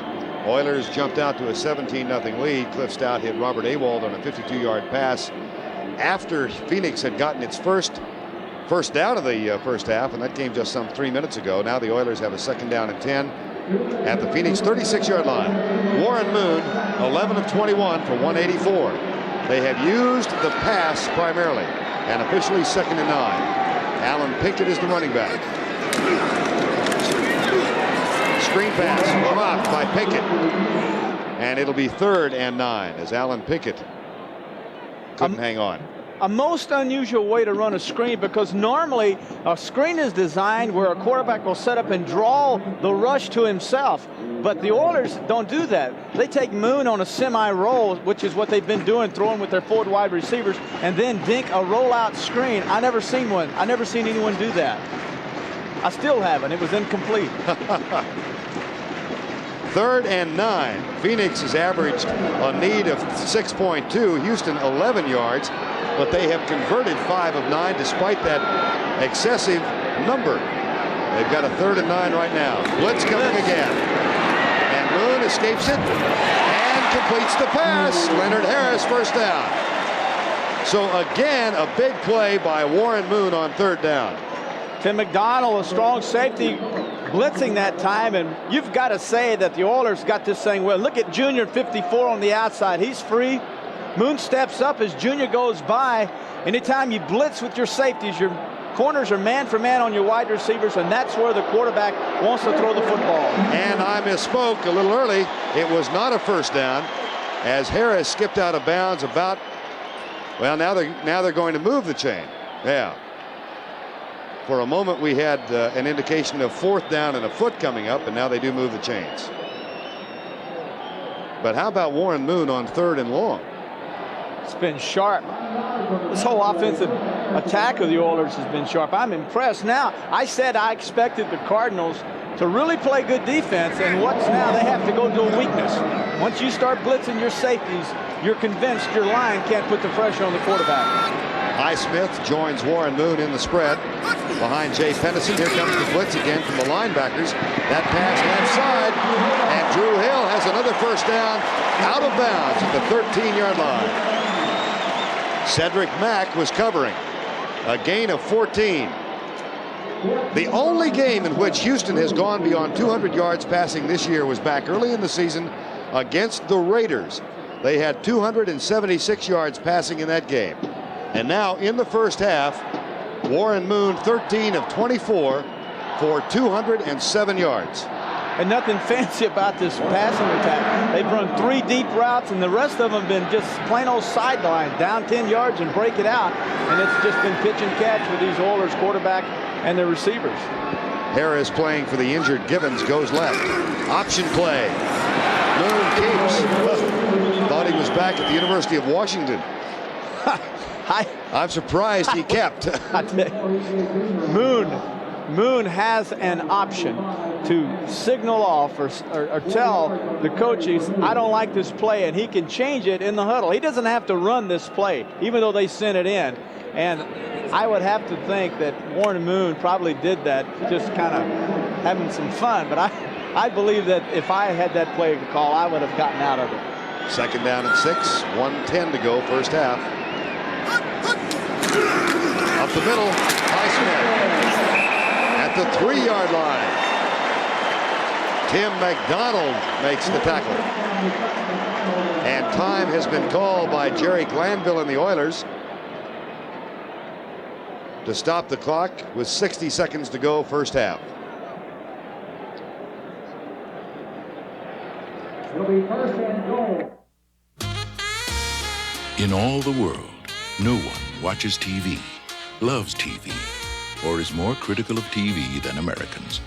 So it's not surprising that in a nation of experts, the television of choice comes from the people with nothing less than the most ingenious technology in the industry, RCA. Just one reason more Americans buy RCA video equipment than any other. RCA, #1, with the toughest critics in the world. 60 seconds to go, first half.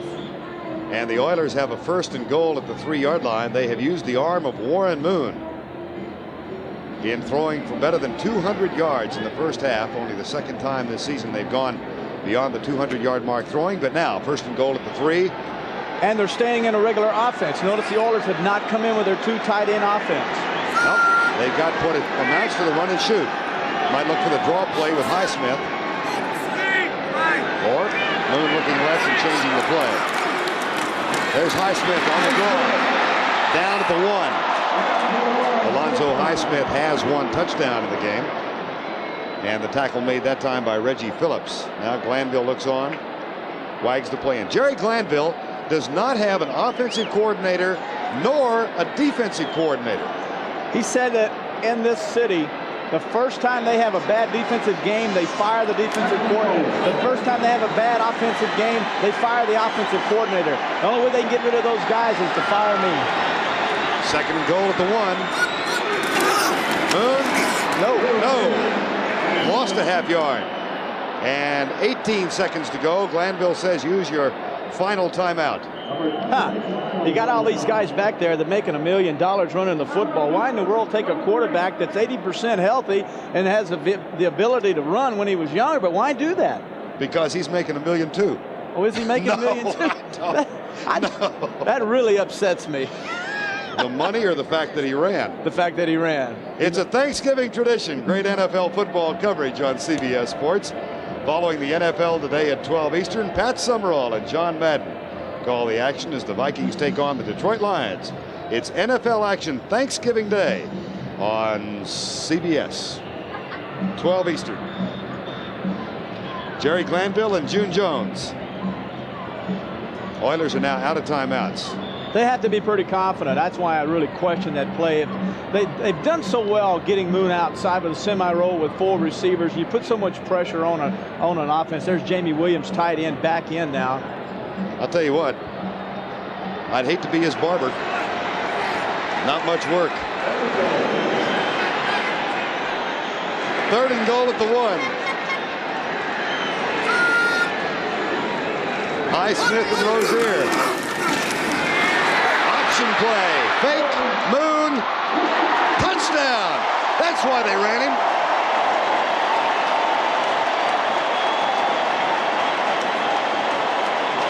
And he really had to fight for the last yard. Moon got outside, and I have to believe as he shakes his head, when he got outside, he thought he had a cakewalk, and I believe that Warren held up a little bit. And then the pursuit from the inside was greater than he anticipated, and he's lucky that he got into the end zone. But let's go ahead and say that he did, and it was a great effort by Warren Moon. Zendejos for the extra point.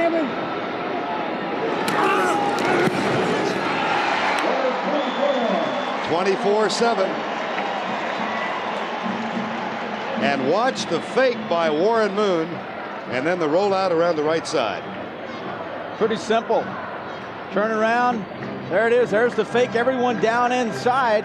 Now Moon to the outside. Oh, good job there by Lester Lyles, a strong safety. Moon didn't let up. Lyles was just too quick, and he came outside. Moon said, I've got to go back inside, and he was lucky he was able to get in the end zone.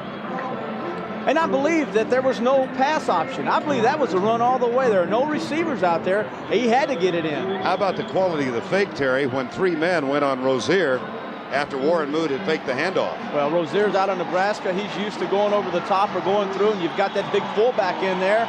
That's a good play call. I just think sometimes when you have a quarterback that's it means as much to your offense as a Warren Moon has been injured, I think if you get him outside, you should have a receiver there in case he's in trouble. He can throw the ball. That was a surprising fact. There was no one waiting for a pass. Yeah, that's chess. That's what this is all about, isn't it? Zendejos will kick off. 24-7 the Oilers with 13 seconds to go in the first half.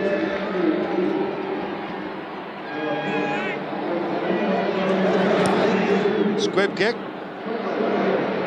Taken at the 25-yard line. Flag is down back at the point of the kick. And so are the Cardinals as Earl Farrell took it and is down at the 32. One of those guys just left too soon. It's thrown around the 40, which is the side of the Oilers where they kicked it. Offside against Houston.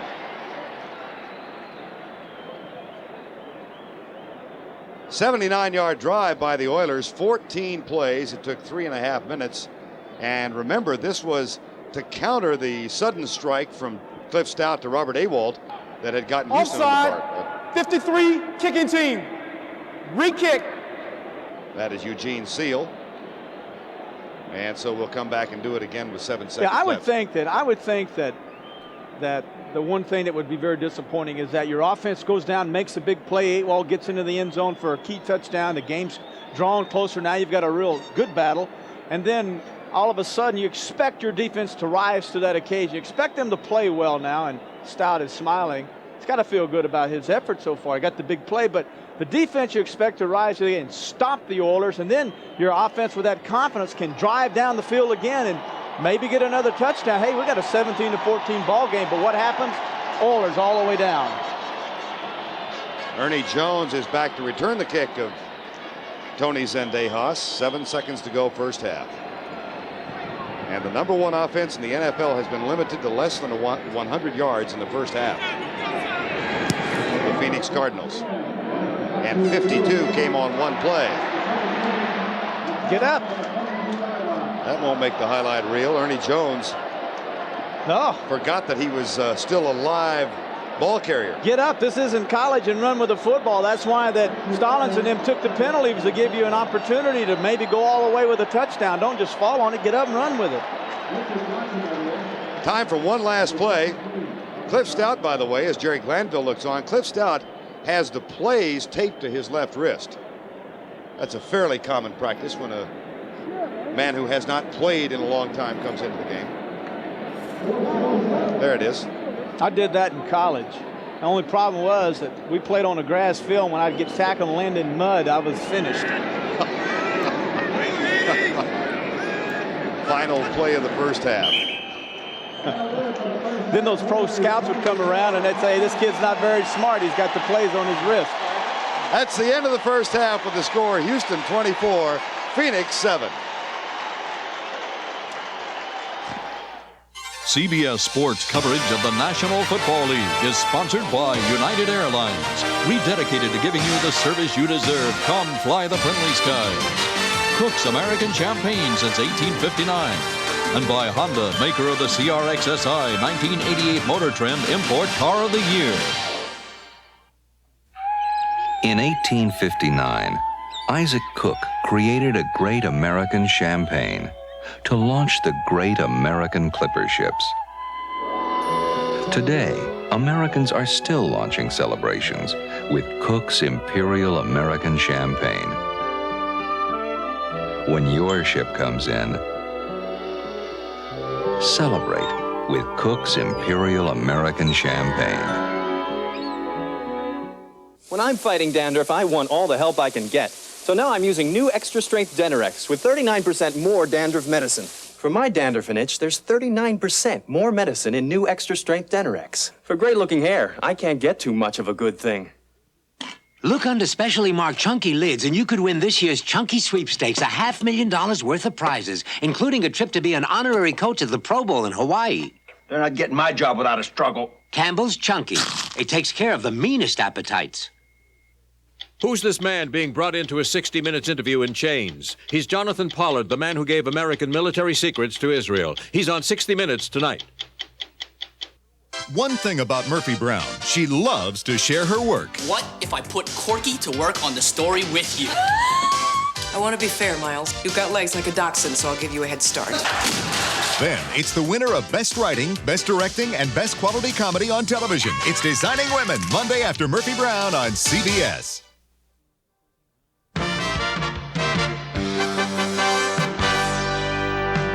Well, I guess we're finding out, gentlemen, how much the Cardinals miss the injured Neil Lomax right now. Houston doing it again down in their House of Pain with Jerry Glanville wearing his traditional black over there on the sideline. He probably has more quality running backs than anybody in the NFL. Here's one of them, Alonzo Highsmith, barging in for the touchdown that gave them the lead. Lomax, injured knee, watching from the sideline. Dick, what about Oiler quarterback Warren Moon? Well, there's some concern whether Warren can throw the deep ball. What's the concern? 50-yarder right there. I think he's back. You know, the Cardinals were really struggling until this play. Stout buys a little time. Awald is open. And it's a 52-yard scoring play for the Cardinals. And then back came Moon and the Oilers. Beautiful bootleg. Watch him turn it up here and then battle his way on into the end zone. And here at the half, the Oilers lead it 24-7. Cincinnati scoring just moments ago, dominating Dallas 24-3, the count in that one. Cleveland likewise over the Steelers 17-7. Jets and Buffalo, low-scoring game in that cold and upstate New York. Scott Norwood missed a field goal, hit the crossbar as time was running out. 3-0 Jets with the lead there. Minnesota with a pair of field goals, and they have held Chris Chandler to only 9 yards passing in the first half of that game. Chicago all over Tampa Bay. 21-6 is the count. Mike Ditka returns to the sidelines 18 days after suffering that mild heart attack. Irv, what about Vinny Testaverde? Not having a good day, Brett. At halftime, he threw the ball 16 times, completed 5 pass passes for only 48 yards and 1 interception. Mike Singletary picked it off right there. Getting a big hug there from the Daddy Bear. And then Ditka's replacement this year for the retired Walter Payton. Look at Neil Anderson get to the corner. He scored twice. Irv, what about one of their number ones out of Stanford, Brad Mustard? Brett, the Bears wanted to control the ball today on the ground. Here they have a pass-run combination play with a screen pass. Mustard coming upfield, picked up a wall of blockers and has a nifty run 40 yards into the end zone. Look awfully good. All right, a coaching change today in Detroit. Wayne Fontes takes over the Lions, and it is 9-0 with Fontes replacing the ousted Darryl Rogers, assuming that leadership post, and Dick, it has been his defense. Well, you know, he was their coach, and they always did a good job for him. It was just the offense there was some concern. But Green Bay felt going into Milwaukee, hey, we're going to do all right. Then they got the news, Wayne Fontes is coach. That changed it around a little bit. Gave him a little emotional shot, huh? He's a fire-up guy. I mean, and guys like to play for that. They want to play well to show and have Wayne Fontes do well, I think. Exactly. We got one other AFC score, Dick, to tell everybody. The Chiefs lead the Seahawks by 7 at the half of that one. I want to remind everybody, of course, this is Thanksgiving week, so join us at a special time, high noon, 12 o'clock Eastern time. We'll lead you into the Minnesota-Detroit game and also a very special feature you're going to want to see. Julia Child is going to teach our Dick Butkus how to truly carve up the old turkey bird. Well, Brent, she taught me the X's and O's of carving up a turkey. Bon appetit. We'll continue with this right after these messages from your local stations. I don't believe me, too.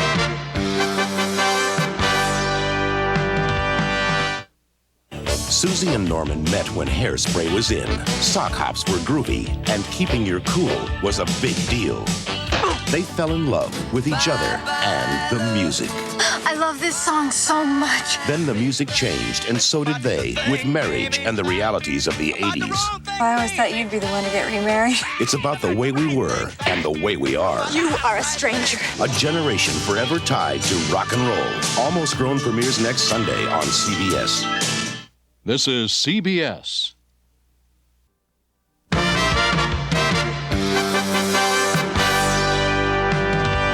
Welcome back to our New York studio. This weekend we commemorate the 10th anniversary of what the Eagles have come to regard as the miracle of the Meadowlands. But as Dick Butkus reports, the Giants regard this entire incident as a play that will live in infamy. It's a situation where you're in a dream and you wake up and go, oh, I'm glad that was a dream. You kind of like want to blink your eye and go, am I out of this dream? Is this still a dream? No, it's reality. It happened. This is the coach's booth high atop Giant Stadium. This is a spot 10 years ago offensive coordinator Bob Gibson whispered into his headset the fateful words, Pro Up 65. That's football talk for fullback off guard. Basic play they probably ran 1,000 times. But in this one instance, it was a mistake, a big mistake. It cost the Giants the game and Bob Gibson his job. If you want a downer, that was enough to jump out of the booth and commit suicide. I mean, it was crazy. There's more to that play than what was really seen in that one instance. A play before that, the Giants did sit on the football. But one of our linebackers and our nose guard, Charlie Johnson, knocked the center and the guard over on Joe, and a fight broke out. So now the coach is worried about Joe getting hurt if they flop on the ball again. A couple players on the team were saying, Joe, don't run it, do this, fall on it. And I just said, hey, listen, we all have our boss. Let's just run the play the coach called. Let's, get out of here with a victory. I had gone to line of scrimmage, and Charlie Johnson was a nose guard against me, and I just said, you won't believe it, we're going to run the ball. I mean, he didn't believe it either. We were packing our gear, kind of elated, hoping that, this was kind of a turnaround. You figured what was the roar for? The game was over, but the game wasn't over. People were watching someone run for a touchdown. I saw the fumble. It was looking right at it, and boom, he took off and ran in the end zone. I'm looking around, hey, what happened? Does this mean we win? And the next thought that came to my mind is how bad I felt for those coaches. I don't think it was a smart play. It should have never been called to start with. The coach that called that play was fired the next day, and rightfully so. He was up in the press box, and he had sent the play down. And so Roby Stanley met him as he got off the elevator downstairs to come into the locker room and said, no, you don't need to come into the locker room. We'll send everything to you, and you need to go ahead. And so none of us ever saw him. Nobody in football has seen Bob Gibson in 10 years. He owns this liquor store, but won't talk about the past. Head coach John McVay finished the season, but that was it for his coaching career. For frustrated Giant fans, the fumble was a blessing in disguise as a new regime would lead to the Super Bowl. Maybe the only positive is the face-up that even with disaster, you can live through a disaster, and that was a pretty tough thing to live through. That was tough. That was tough. Amazing. Well, you know, in researching this little story, I found out that why everybody's lips were buttoned, you know, for 7 years is statute of limitations. But I said to Zonk, a good friend of mine, I said, Zonk, statute of limitations is 7 years, not 10. So everybody's coming out in the clear now. I don't think McVay still to this day wants to talk about it. No, I've called him several times, Brittany. He said it's too bitter to think about it. Such a painful experience. I had a great coaching career. You have one bad play, and that's the only thing people want to talk about. He wants to forget about it and would not talk to us about it. Okay, let's send you back to the stadium now in a game you're enjoying on CBS. CBS Sports coverage of the National Football League. CBS Sports coverage of the National Football League will continue after this message and a word from your local station.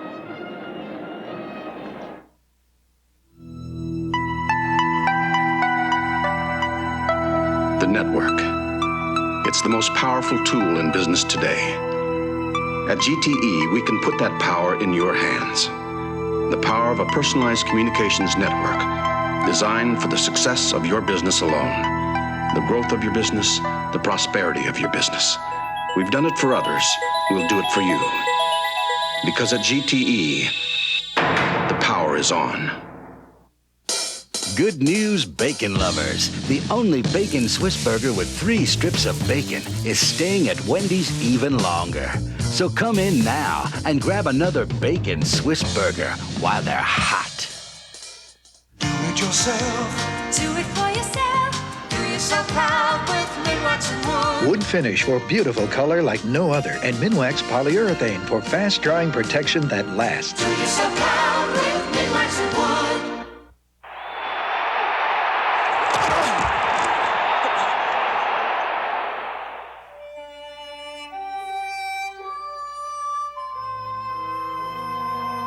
Face the facts. Mental illness can strike anyone. I'm Lionel Aldridge, and I know I have schizophrenia. For more information on serious mental illness, please contact the National Alliance for the Mentally Ill.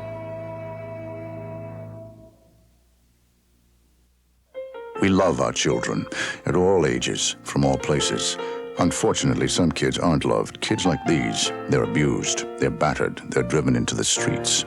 Some become prostitutes, drug addicts, alcoholics. And today, kids like these are statistics because today they're dead. Covenant House helps with food, clothing, sanctuary, and most of all, someone to talk to. Call our 9 line, 1-800-999-9999. CBS Sports coverage of the National Football League is sponsored by Toyota. There's quality. Who could ask for anything more? Visa, your pass to the Super Bowl is everywhere you want to be. And by Miller Lite, official sponsor of the Miller Lite NFL Lineman of the Year Award. Miller Brewing is the exclusive beer sponsor of today's telecast.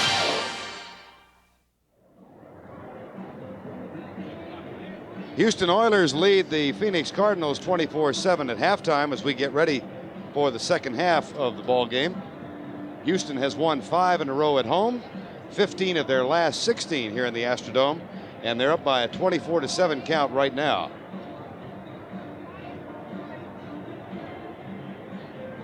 Jerry Glanville now in his 3rd year as the head coach of the Houston Oilers. Many rumors about the Detroit Lions contacting him to take over next year, and he said, no, they have not contacted me. He said, my name just happened to come up this week, but I don't expect anything to happen, I have 2 years remaining on my contract with the Houston Oilers. And I'm just the one who was mentioned as this week's candidate. Halftime stats, 16-3 first downs. Oilers over the Phoenix Cardinals. 207 yards passing for the Oilers, 79 for the Cardinals, and 52 came on the touchdown play. Total offense of 279 for Houston, 92 for the #1 offense in the National Football League, and every stat is going Houston's way. 19:30 in time of possession to 10.5 for the Phoenix Cardinals. Cliff Stout starting for Neil Lomax, 4 of 7 for 79 yards. And Warren Moon, 13 of 24, 207. Gene Stallings said last night, Houston will not run on us. They have not. But they have passed to the tune of 207 yards.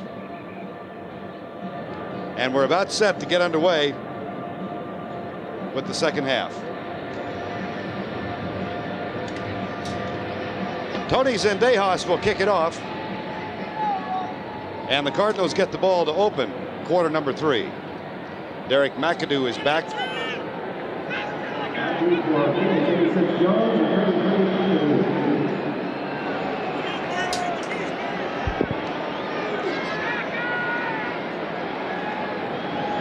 And here's Zendejas. McAdoo at the 1. Out to the 25-yard line. So Cliff Stout, getting his first start since 1986, comes on to begin the second half.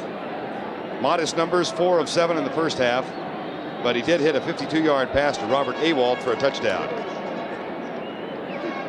And there is Neil Lomax flashing in the plays today after receiving them from Jim Schaffner.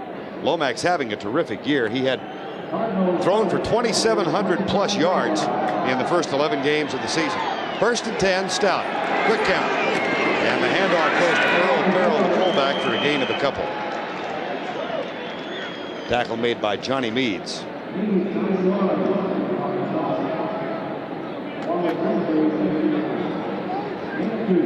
Ball at the 27-yard line. 14:30 to go, third quarter.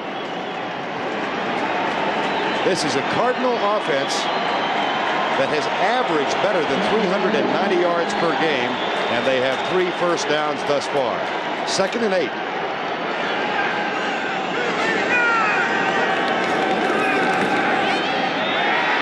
Left side of J.T. Smith. Gets a block upfield from Derek Kennard and is out of bounds with a first down at the 43-yard line. Excellent little setup, little quick screen out to Smith.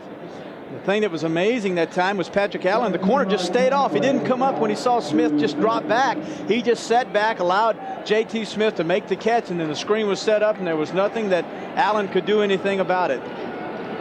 Those of you in the Phoenix area who might be thinking of a Cardinal comeback in this game have to think back only a couple of weeks when they were down to the 49ers 23-0 and won the game.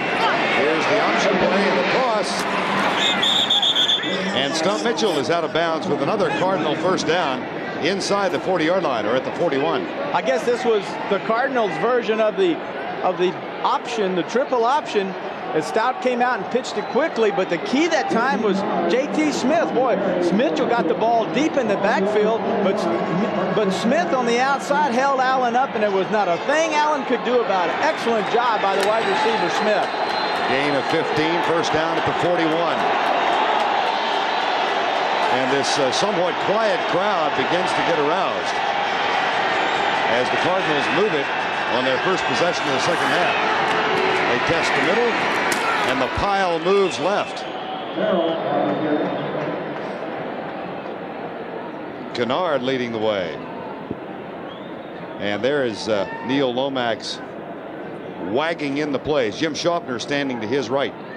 Schaffner was with Gene Stallings on the Cowboys staff for a while, former coach at TCU, and there's Gene Stallings on the far right. They cut the cast off of Lomax, put a short cast on, just so he could have the flexibility not only to call the plays for Stout, but in case players came his way, is they have to establish the control of the line of scrimmage and force now the Oilers to start gambling. You know, right now, the Oilers have had everything their way. They can do anything they want. But now the Cardinals have to establish and control the line of scrimmage and force now the Oilers to start gambling with their safeties and allow Smith and Green to run deep for some of those stout bombs.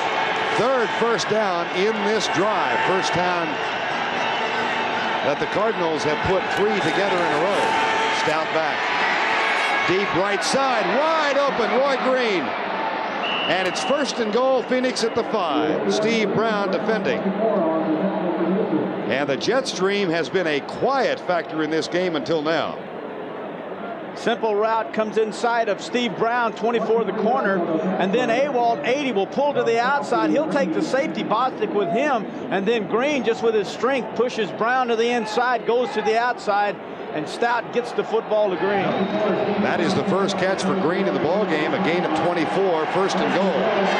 Up the middle, Earl Farrell, maybe 6 feet. Really, Terry, the first impressive drive, other than the big play they got, but the first impressive drive that the Cardinals have put together. Steve Brown is out. Steve Brown is down, but the key, there are quality drives and there's quick strikes. The coaches will take the points, but you send a greater signal to the opposition when you're able to take a drive and go 7, 8, 10 yards down the field and then put it in the end zone. It shows that you are going to dominate, that you've made adjustments at halftime, and right now the Cardinals are sending out a great signal to this Oiler defense. From the 4, second and goal.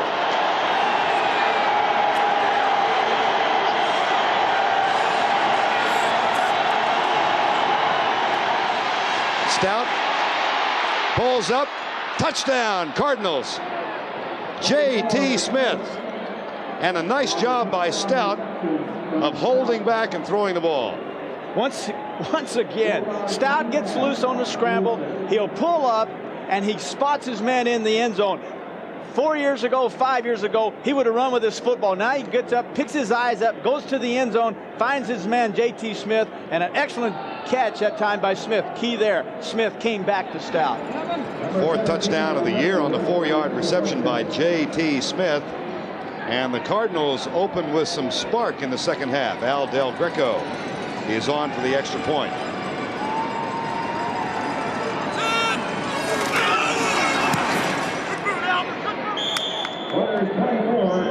St. Louis drives the length of the field to open quarter number 3. They pull within 10. The Lakers battle the Pistons next Saturday night, prime time on CBS Sports. There's something new out there. For all of you, the truck for 89. The all-new Toyota 4x2 Extra Cab SR5. Now available V6 power, real backseat space, and a new look that can only say one thing: Toyota quality. Got it all now. Toyota, who could ask for anything more? At 16 Bedford Street, the toast is with fine crystal. On Astor Lane, a powerful telescope probes the night sky. And over on Shore Road, a new TV is entertaining the Kagans. All these things were bought with Visa Gold, which protects them against loss, theft, damage, and doubles the manufacturer's warranty. And with Visa Gold, you can get this protection at nearly 3 times as many places as American Express. Visa Gold, it's everywhere you want to be. Which side are you on? Come on, come on, come on! Tastes great! Let's fill it! Tastes great! Let's fill it! Tastes great! In this world you gotta choose. When it's Miller Lite, you can't lose. You get both. Tastes great! Let's fill it! Tastes great! Miller Lite isn't just a regular beer with a watered-down taste. When it's Miller Lite, less filling, tastes great. Let's fill it! Tastes great! Let's fill it! Tastes great! J.T. Smith with a touchdown catch, a 4-yard reception from Cliff Stout, and Phoenix pulls to within 10, 24-14, 10:57. And now the Cardinals will kick off. Al Del Greco. High but not terribly deep, taken at the 10-yard line, and Kenny Johnson gets back to the 20, down to the 23-yard line. The reason, of course, that I emphasize Phoenix is that we had a small wager between the two of us last night as to which would be the first to say the St. Louis Cardinals. And I bet the mortgage that it would not be me.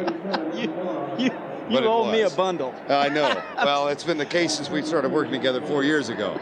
But it is the Phoenix Cardinals, and that was a very impressive drive by the Cards. Extremely impressive, and you can't ask for anything more of your offense to take the ball down. And once again, you turn it around and you say to yourself, now, okay, defense, all right, look, we've got these guys figured out. Now you go out there and stop them. They have not forced these guys 3 and out yet. Now's the time they have to do it. First Oiler offensive possession of this half. Rozier is in the backfield. Ernest Gibbons is back in the game with an ankle injury in the first half. And they test the middle with Mike Rozier out near the 30-yard line. This ground game that averages 151 yards, number 3 in the NFL. But they had only 77 yards rushing in the first half.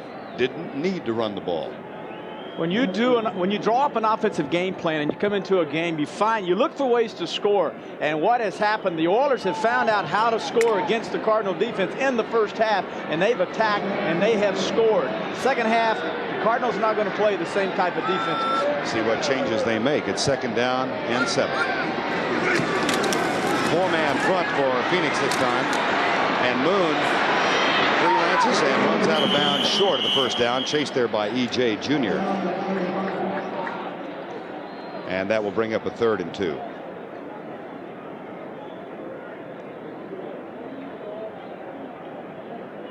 E.J. Jr. got to be tired. He's been down. He's played defensive end. He's been over the middle. He's blitzed a lot, run into these big offensive linemen of the Oilers. And it's different when you go from a linebacker position where you're running to the outside, going around people and being picked up by backs, than getting into a defensive end position where all of a sudden it's a mismatch because you're up against ends and tackles that outweigh you by 40 pounds. 3rd down and 3. Rozier. This time the snap goes to Moon. He goes deep for Duncan off the helmet of Carl Carter. That's using your head. And Carter can't believe he got away with that. Hit him right on top of the helmet. This is excellent coverage. The ball probably could have been thrown 6 inches farther. Come on, Terry, won't you get critical? But notice, there's the throw, and there's the cat right on the helmet. Duncan can't believe it either. Now Moon has to think to himself, I don't believe this. You gotta be kidding, hit the guy on the helmet? And as a result, the punt. Nice and deep. Greg Montgomery. J.T. Smith all the way back to the 13. The Cardinals have really lost something in their punt returns with the absence of Bai Sikahima. But they do have the ball back, trailing by 10 as Cliff Stout comes back on. If you haven't seen what Zenith's been doing lately,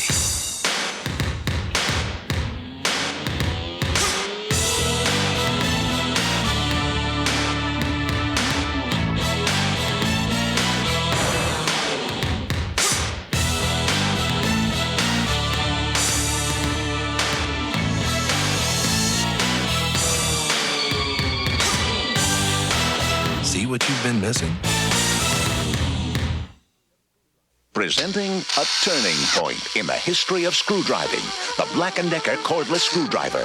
A screwdriver so powerful it can drive 100 screws on a single charge. Any less, and it wouldn't be the Black & Decker cordless screwdriver. Some people take chances on car maintenance, but I don't. Give me AC filters every time. AC filters match the original specs on my cars like a nut on a bolt. AC Delco parts. They don't just fit, they match. Send up a crowsfoot. Give me an app check. There's a place in the friendly skies where not everyone's so friendly. Stop. Hold it. I need 3 hours minimum. Check it out. Over 9,000 mechanics of United Airlines work Give here. me a mini grinder.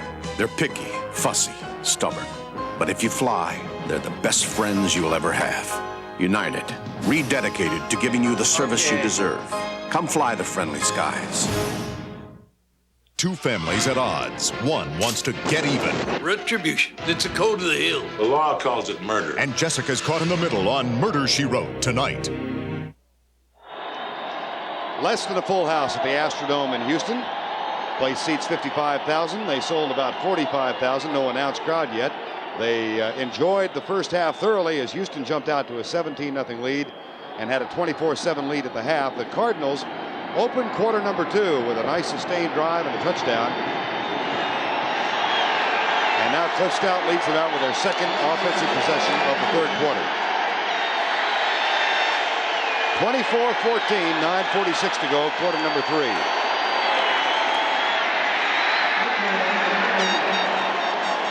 That's good for a couple. Sean Jones, number 96, makes the tackle, acquired from the Raiders a year or so ago. Let's see what type of fancy play selection that the Cardinals come out with, because in their last drive we saw a quick screen, we saw play action, we saw good traps up the middle, then we saw the deep passes to Green on the outside. Stump Mitchell limping after that last play. And now the Cardinals call timeout. And Derek McAdoo hurries on as Gene Stallings noticed Mitchell limping and made the substitution, but they had to call timeout to get Mitchell out of the game and McAdoo in. Now Stout. Well, what Cliff is going to the ref about, he's saying, don't charge it to us. It should be an injury timeout. Go ahead and it's an injury timeout. But what happened, Mitchell would have stayed on the ground or on the turf. They would have done that, but now they're going to go ahead and charge him. That would be an official's timeout for injury. No timeout, Phoenix. Cliff Stout won the argument. Yeah, there you go, Cliff. Tell them what the rules are. See, sometimes these quarterbacks know these rules better than these refs. And we have to remind them occasionally that, hey, this is how this should be right here. So Cliff went up and told my man, look, don't charge that to us. That's your call. Prevent defense in for the Oilers. And Stout leads them up. Mitchell is out. Cliff Stout sat on the bench behind Terry Bradshaw during those 56 games in Pittsburgh. Second down and 8. Rush from the outside. Johnny Meads. Pass hurried and short. Intended for Roy Green. It'll be third down and 8. Terry Bradshaw, of course, the quarterback of the Steelers during the 70s with 4 Super Bowls. Cliff Stout, drafted by Pittsburgh in 1977. Look at the comparison of these two men. 212 touchdowns for Bradshaw, 14 for Stout. But the line I like is the bottom line. You got 4 Super Bowl rings. He had 2. He's got 2 of those rascals. And I'm not a very good teacher because those numbers aren't as big as I'd like to see him have. But he's got 2 rings, and he doesn't like them. He can cash them in, 18 grand or whatever they're worth. You've still got all 4. No, my brother lost 1. I only got 3. Third down. Strip, live ball.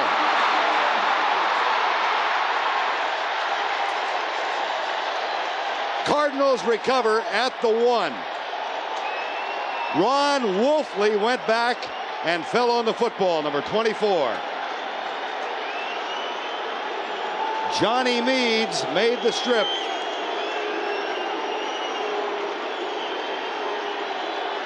And I'm not sure what Stallings is upset about. Stout sets up in the pocket and drops his arm down to deliver the pass. Meads will come in from behind, and he will swap the ball away. There's Mead, Johnny Meads, 91. Now there's the ball. Now here's the mistake. Right now, fall on it. Don't try to pick it up. Fall on it. Thank goodness for the Cardinals that Ron Wolfley did. They are looking at the play on replay. Al Sabato reviewing it. Upon further review, the play stands. 4th down. So they did, and it does. And Kenny Johnson will return the punt now. And again, the Oilers will come out of this in terrific shape.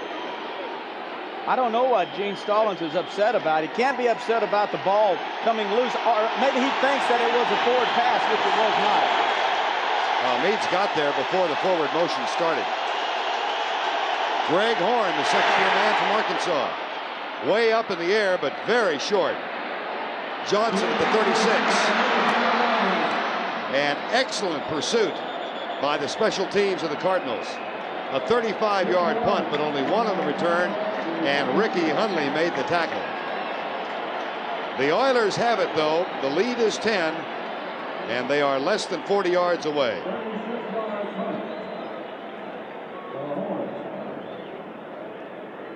.35-yard line for the Houston Oilers, and Stallings continues to plead his case. I don't know what he's pleading, but I want to go back to that Greg Horn punt. Key thing was he got the ball high, not necessarily that deep, but high, which eliminated any chance for a run back. Now the Oilers leading 24-14.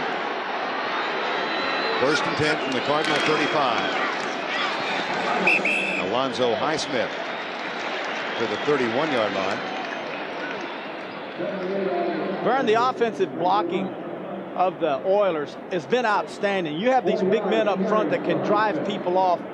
And one of the things that has changed since I've been out of the game for 5 years is that there's very little movement now in big offensive lines. What you were seeing is just these offensive linemen picking out someone to block and then going straight ahead and then telling the back, you get in my hip pocket and you find the seam. Zone blocking, right? Exactly.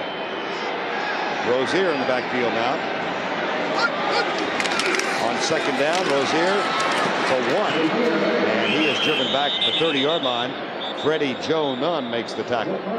Well, that offensive line of Houston that Terry was talking about, those number ones, 3 number ones in the offensive line, and Bruce Davis at left tackle, acquired in a trade. They've got Mike Munchak, a number 1 at left guard. He's a perennial All-Pro. Jay Pennison is the center. Bruce Matthews probably should go to the Pro Bowl at right guard, but he's been so versatile, it's handicapped him. He's played every position in the offensive line. And then Steinkuhler from Nebraska, another number 1 at right tackle. That's pretty fair talent. And Highsmith in the backfield. Third down and 5, 6:40 to go, third quarter.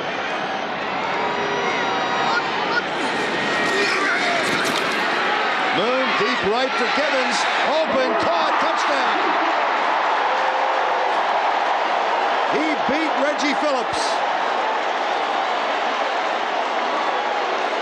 Flag in the end zone. That flag is for taunting. That's one of those celebration flags. Jerry Glanville, he won't mind that penalty.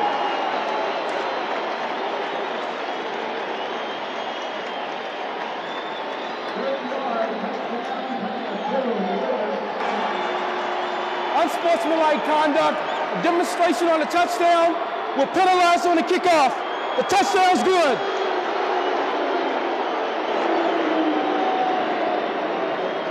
Gibbons from 30 yards out. Moon finds him. And it's been a big play Houston offense that is about to give them a 31-14 lead.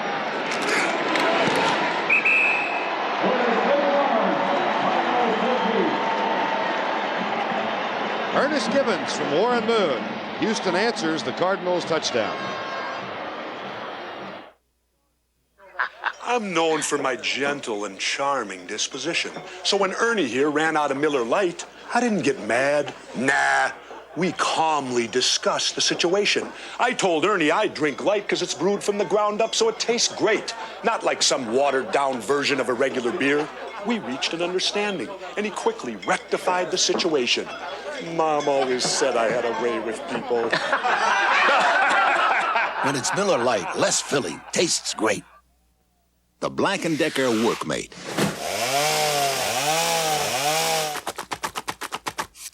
About all it can't help you do is clean up. But at least it gets out of your way. The Black & Decker Workmate. Anywhere in the world you can dial direct, you can dial with MCI for up to 22% less than AT&T.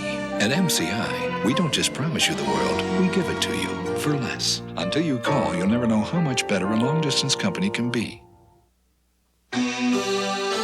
Meet your next truck. The truck for '89. The all-new Toyota V6 4x4 SR5. The most advanced V6 engine in its class. All new on-the-move four-wheel demand. And a brand new look that says Toyota quality. It's everything I ever wanted. Toyota, who could ask for anything more? Last season, they battled for the NBA championship. Now comes time for the rematch. The Lakers face the Pistons next Saturday night, prime time on CBS Sports. 6.5 to go, third quarter. Ernest Givens just caught the 30-yard toss from Warren Moon, and the Oilers have a 31-14 lead, back to 17 up. They jumped out to a 17-0 lead early in the ball game, and that margin is now back to 17.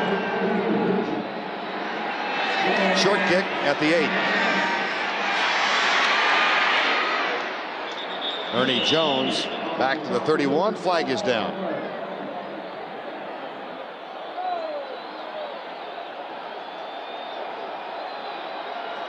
Holding Cardinals. So it will go back to the right.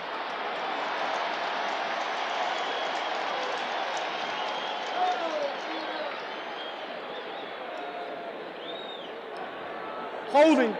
89 on the receiving team.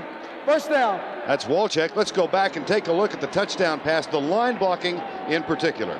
Now I want you to let's look at the right guard. I'm going to circle Pennison's the center, and this second zero here, that's the right guard, Matthews. Notice how Matthews, the right guard, will go inside and help the center. Notice inside, there's one guy. Now watch him pull off and pick up Galloway on the stunt. Across the middle, tipped, almost intercepted. John Grimsley almost got it. He was intended for Ewald.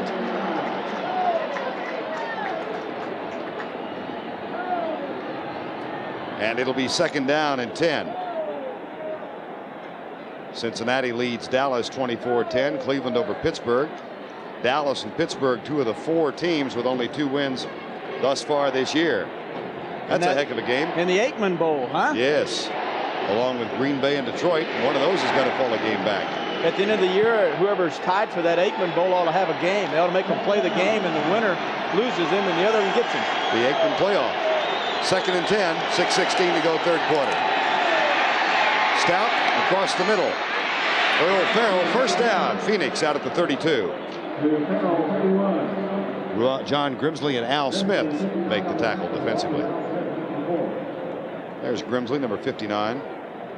Doug Smith, of course, is out 30 days with that drug suspension. So Richard Byrd, you just saw him, number 71, has moved into the nose tackle spot. This is a very good Oiler defensive unit, though. Oh, this is an excellent Oiler defense. The thing they have to do, though, they play extremely well here, but they've got to take this act on the road, and that's their downfall. They have to play well on the road. All 4 losses have come on the road this year. They're 5-0 at home. Stout back. Flag down. It'll be a holding call. So despite the effort of Cliff Stout, bring this one back.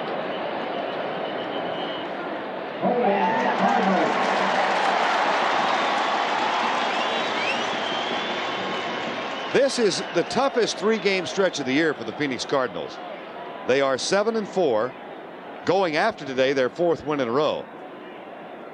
Here's Johnny Greer. Holding, 63 offense. Still first down. That is Tootie Robbins on the right side. And the Cardinals must go on the road now to Philadelphia and New York before getting back home to take Philadelphia on the 10th of December.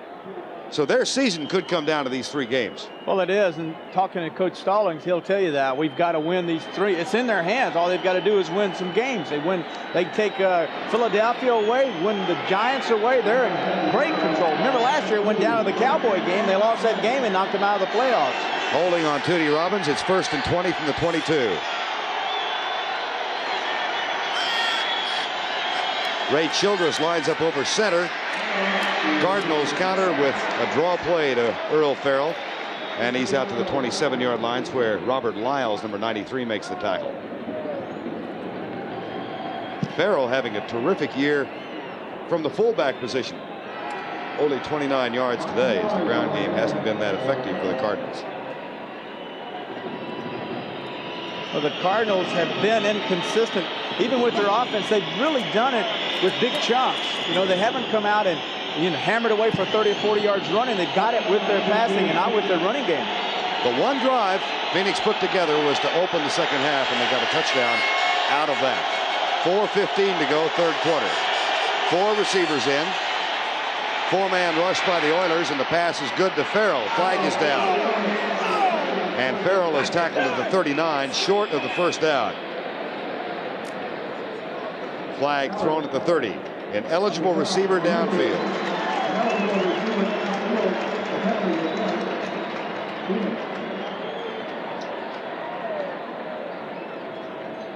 Ineligible receiver downfield, number 70 offense.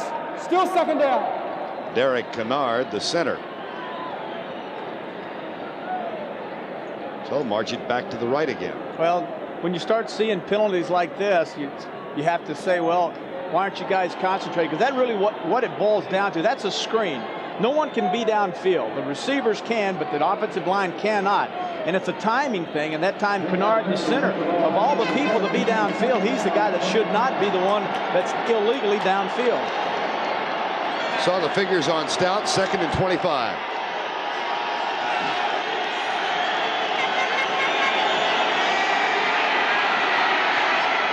That's caught by J.T. Smith. And a gain of about 14 yards will leave a 3rd and 11. Steve Brown makes the tackle.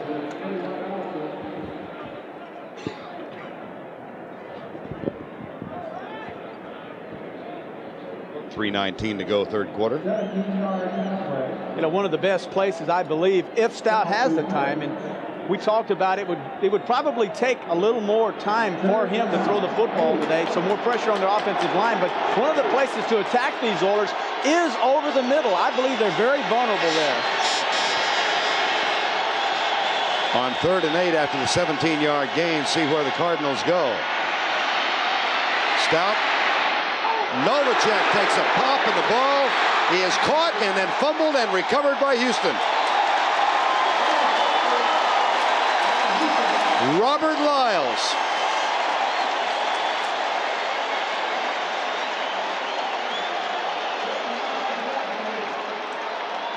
As Jay Novacek was ruled to have had possession.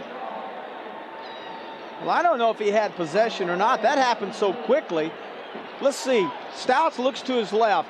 I don't know if he had possession or if the ball actually was intercepted in the air. There's the hit. That's not a completion. Oh, look at this.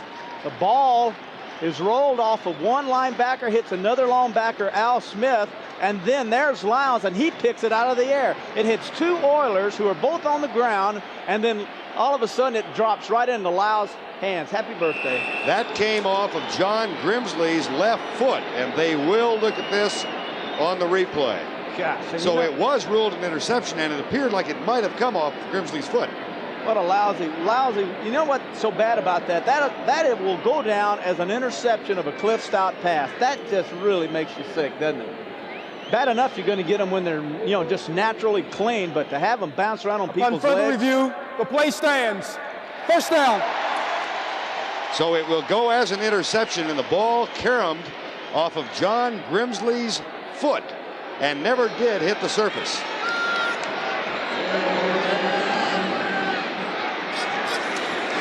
Moon hands it off. Alan Pinkett to the 29-yard line, maybe the 30. Lester Lyles makes the tackle. That's a read by Pinkett and the left guard that time, Munchak. The left guard, Munchak, pulls and goes to the right. Pinkett takes the ball and it instantly cuts in behind Munchak, the pulling guard. Right of your screen, notice now the cutback by Pinkett. Something he does very well, and he's hard to see, a little bitty guy. Saw a good block then by Munchak on Freddie Joe Nunn. Pinkett stays in, gets the handoff, and works for the first down inside the 27-yard line before A.J. Jr. makes the tackle. So now the Oilers go to work on the ground with Pinkett carrying twice, and they pick up a first down. Final 2 minutes, third quarter. Oilers have used the pass much more effectively today than they have almost all season. And they're running the football where Rod Sadler normally plays. Rod Sadler is the right tackle for the Cardinals. He's not in there, and the running game has been directed right at his position. 95 seconds to go, third quarter. Ernest Gibbons starts in motion. First and 10. Alan Pinkett. And the tackle made by Rod Sadler. Sadler is that right? No, Dave Galloway, beg your pardon. There's Galloway, number 65.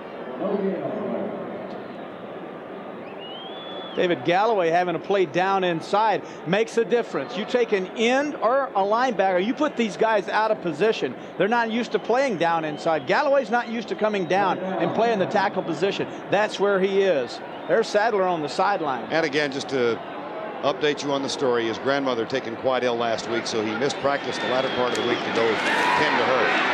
Across the middle at the 20-yard line. Drew Hill again. And the tackle made by Lester Lyles. The other thing that has complicated the Cardinals' defensive effort today is the absence of two defensive backs in the first series. They lost Lonnie Young and Travis Curtis with injury. Well, So one of those, Young, is a starter. And the thing that we've seen, though, here in the second half was Reggie Phillips. He gets beat by a Givens touchdown pass. And these two wide receivers, Hill and Givens, have burned these Orioles secondary deep so much. Now they're playing off, and all the Oilers are doing is coming back and running little simple hooks right in front of them now. Ooh, what a fun day Moon is having. Oilers will let the third quarter expire. That's the end of the third quarter with our score. 31-14 Phoenix. Houston.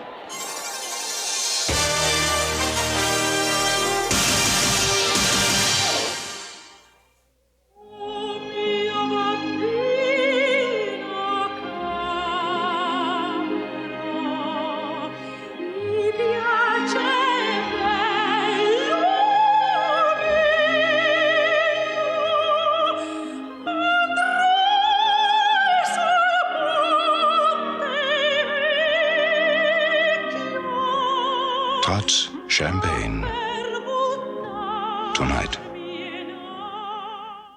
After 6 hours of school, I had enough for the day. I hit the radio dial. With the designed-in sound of a Delco Electronics music system. Now the best seat in the house is in your GM car or truck. Delco Electronics, it's who we are. This is not the time to learn that all antifreezes aren't the same. What's in your radiator? Come on, answer.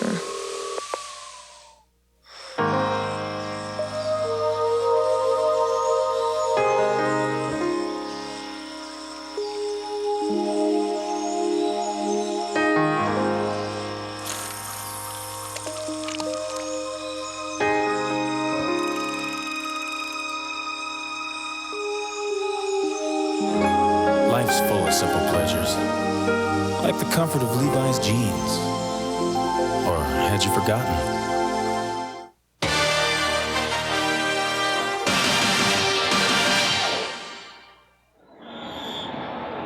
We begin the final 15 with the Oilers up 31-14 and their fans dressed in a variety of costumes. Those are Rice University students right there. That may be the Rice homecoming queen. And there's a story there because a young man from Dallas ran for homecoming queen at Rice University and was elected. Of course, last year the student body elected a refrigerator as homecoming queen.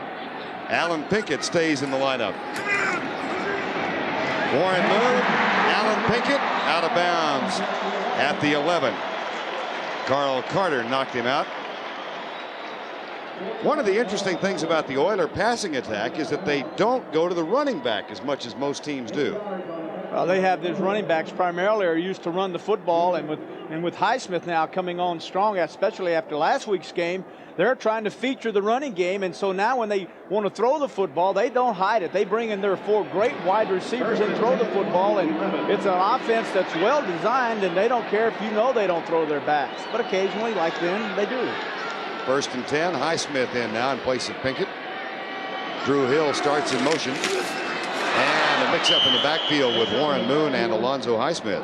Well, that's one way to stop them. Stop yourself. But I would think right now, with the Oilers having an opportunity to really put this game out of reach, they score here, it's 38-14. And I would think the thing to do, the thing they've done so well, is throw it in the end zone, attack to the end zone. You've got a chance here. You're moving the football. Your receivers are having no problem getting open. Heck, I'd throw it. Matter of fact, Terry, two of the wide receivers are already over 100 yards in receptions today. Oiler pass offense, 100 yards over the season per game average. Second down and 12. Highsmith next to Warren Moon. Blitz coming from the Cardinals. Moon hit as he lets it go, and it's overthrown for Gibbons 8 yards into the end zone. Ken Harvey got there, number 56. Blitzes down here really would bother a quarterback so much if it is a linebacker. The mistake was made by Alonzo Hyde-Smith, 32. His job is to scout around, go around, pan around, and find out who's free and help out. That time he never took his eyes to the left, and Harvey coming from the blind side. And believe you me, the place you want to protect all quarterbacks is to his blind side. That time Highsmith just missed his block. 3rd and 12. Blitz again. Moon stands strong, caught, touchdown. Ernest Gibbons.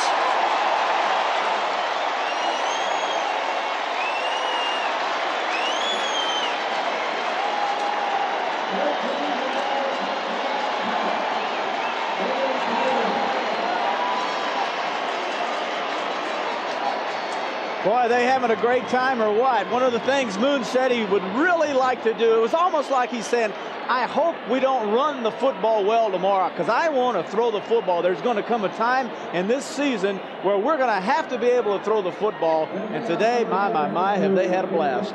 Gibbons now with 5 catches for 118 yards and 2 touchdowns. And Drew Hill has 5 for 100 yards, the 4th time this season that Hill has been over 100.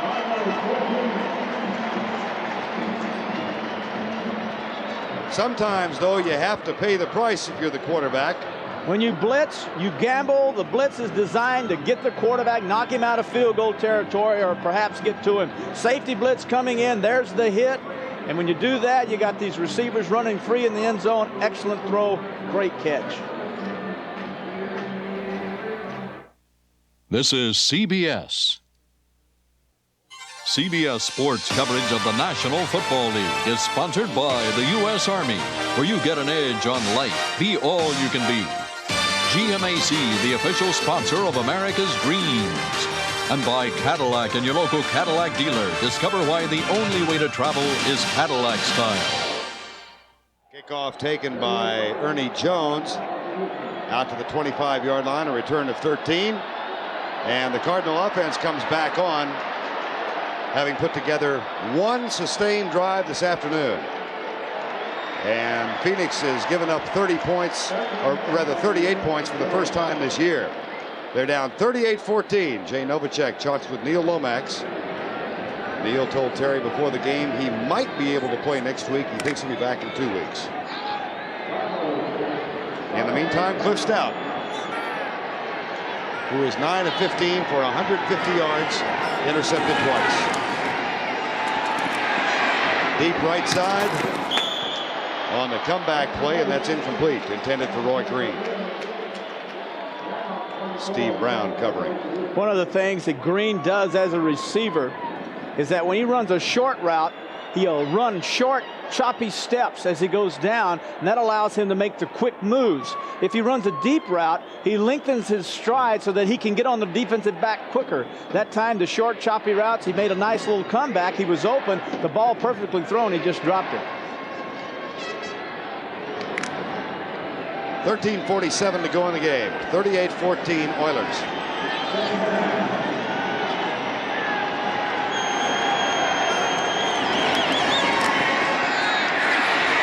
Stout tipped. 3rd and 10. Tipped by Ray Childress, number 79. Childress said one thing that's changed, 79 in the center of your screen, is now they're letting us go for the quarterback. Used to be we had to play a controlled defense where we sat there and read the offensive lineman and then reacted. He said this year more than ever, they've told us to pin our ears back, forget the reading, and just explode off the line of scrimmage. Made a big difference. And it's made him much happier. 3rd and 10. The Cardinals have converted just 1 third down conversion today. Still 1. That is short of the first down at the 34-yard line. Roy Green with the catch.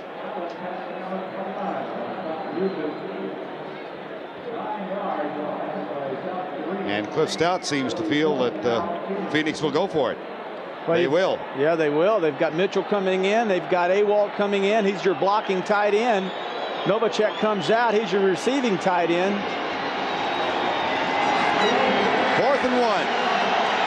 Good call. I like this.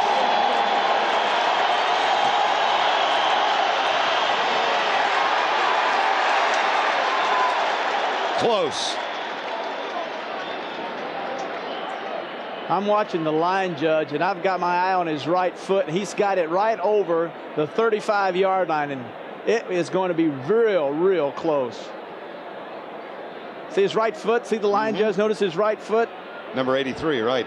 The line judge. Okay, There's now. the spot. Oh.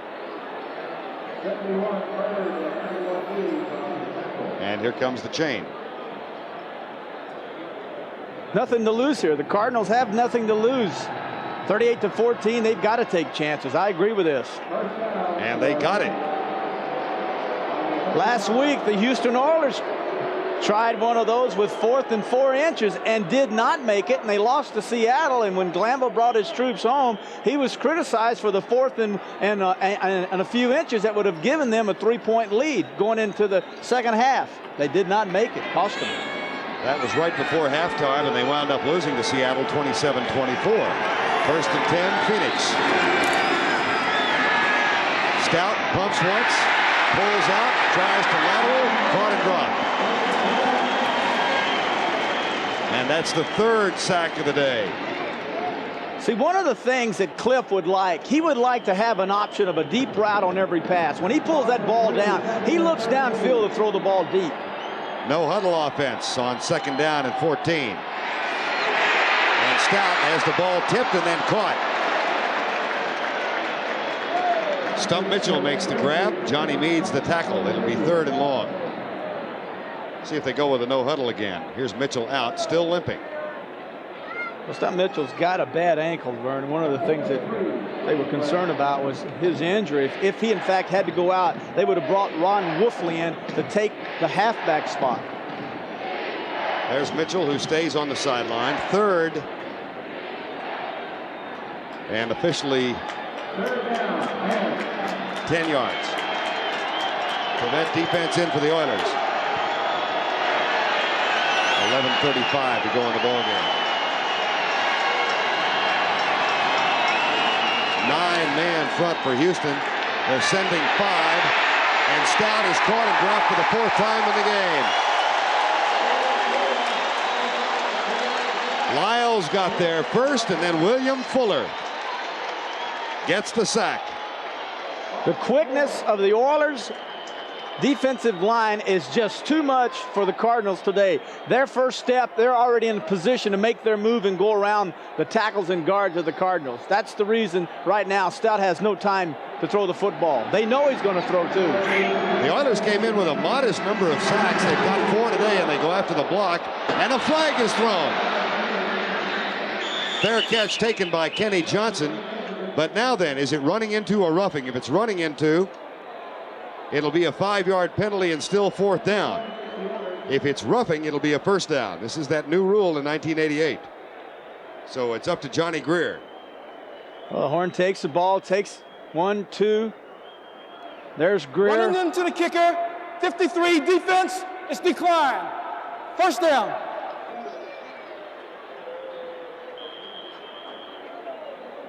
It was declined because it would have been a 5-yard penalty. No 1st down, so Houston does have the ball back.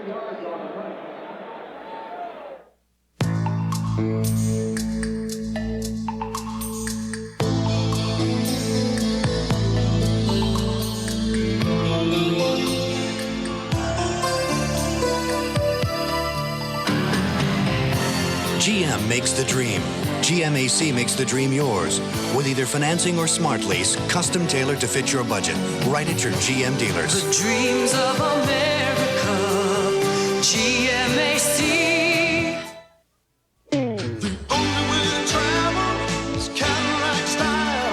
Announcing the totally new Cadillac Fleetwood, the state-of-the-art in 6-passenger luxury. From the Fleetwood 60 Specials 22-way power assist seats to standard anti-lock brakes and V8 power. decidedly the most discriminating automobile in its class. Cadillac style. Cadillac style. This NFL game summary is sponsored by AT&T, the right choice.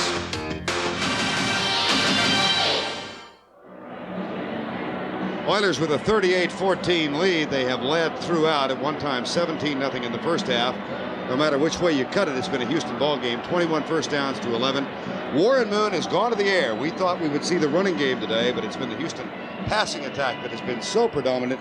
And as a former quarterback, you know how much Warren Moon must love what he's been able to accomplish today. Well, I think the thing that's been made it so successful is that he has not been confused by anything that the Cardinals have thrown at him. That's been very simple for him to read, and they've attacked very simply. Run to the sideline, run down the middle.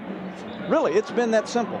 Terry, Gene Stallings told us last night, he would be surprised if his team did not play well today. Well, they have not played well, and I would think a lot of that has to be with the fact that their heart was taken out of them when their leader Lomax was out, and they knew he was not going to play. Left side, Lorenzo White, this year's #1 draft choice in the backfield.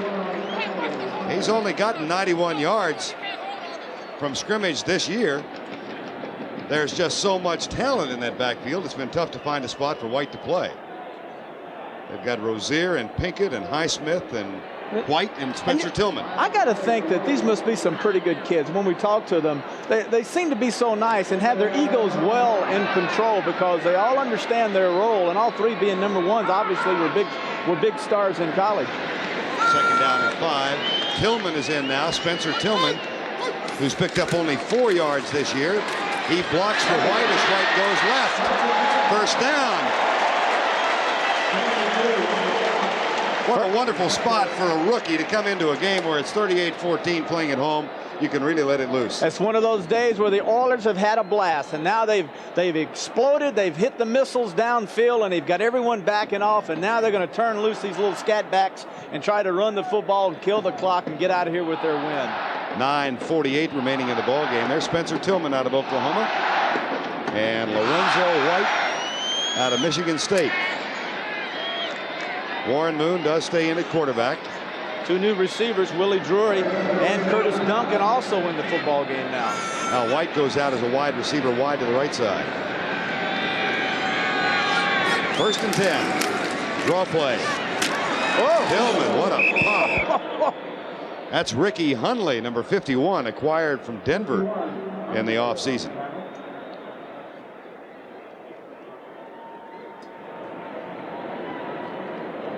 Houston en route to its 6th straight victory this year at home, and they have played well here the last couple of years. 5-0 at home this year, 2-4 on the road. And look at the average points allowed: 16 at home, 29 on the road, 205 at home in terms of yards, 365 on the road. So they know what the task is. They've just got to play better when they're not in Houston. Lorenzo White. Well, Dorothy said it best, there's no place like home. And it does make a difference playing in your own backyard. If I'm going to pick a fight with a big guy that I know can beat me up, I'm going to fight him in my backyard where I feel a little bit more secure. The Oilers really have their destiny in their own hands, too. They've got 4 games remaining. They have a short week now. They go to Houston for Thanksgiving, or rather to Dallas. But then they finish out with division rivals, Pittsburgh and Cincinnati at home, and then on the road in the final game in Cleveland. 3rd and 8 with 8:02 to go. White stays in the backfield.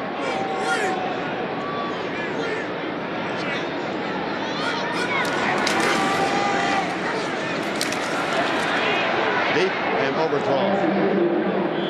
Ernest Givens pulled up at the 40, and a flag is down. No, Moon threw his hand up, Vern, waving at Givens. It was an option route where Givens read the weak safety. If the weak safety went deep, he was to run a deep cross.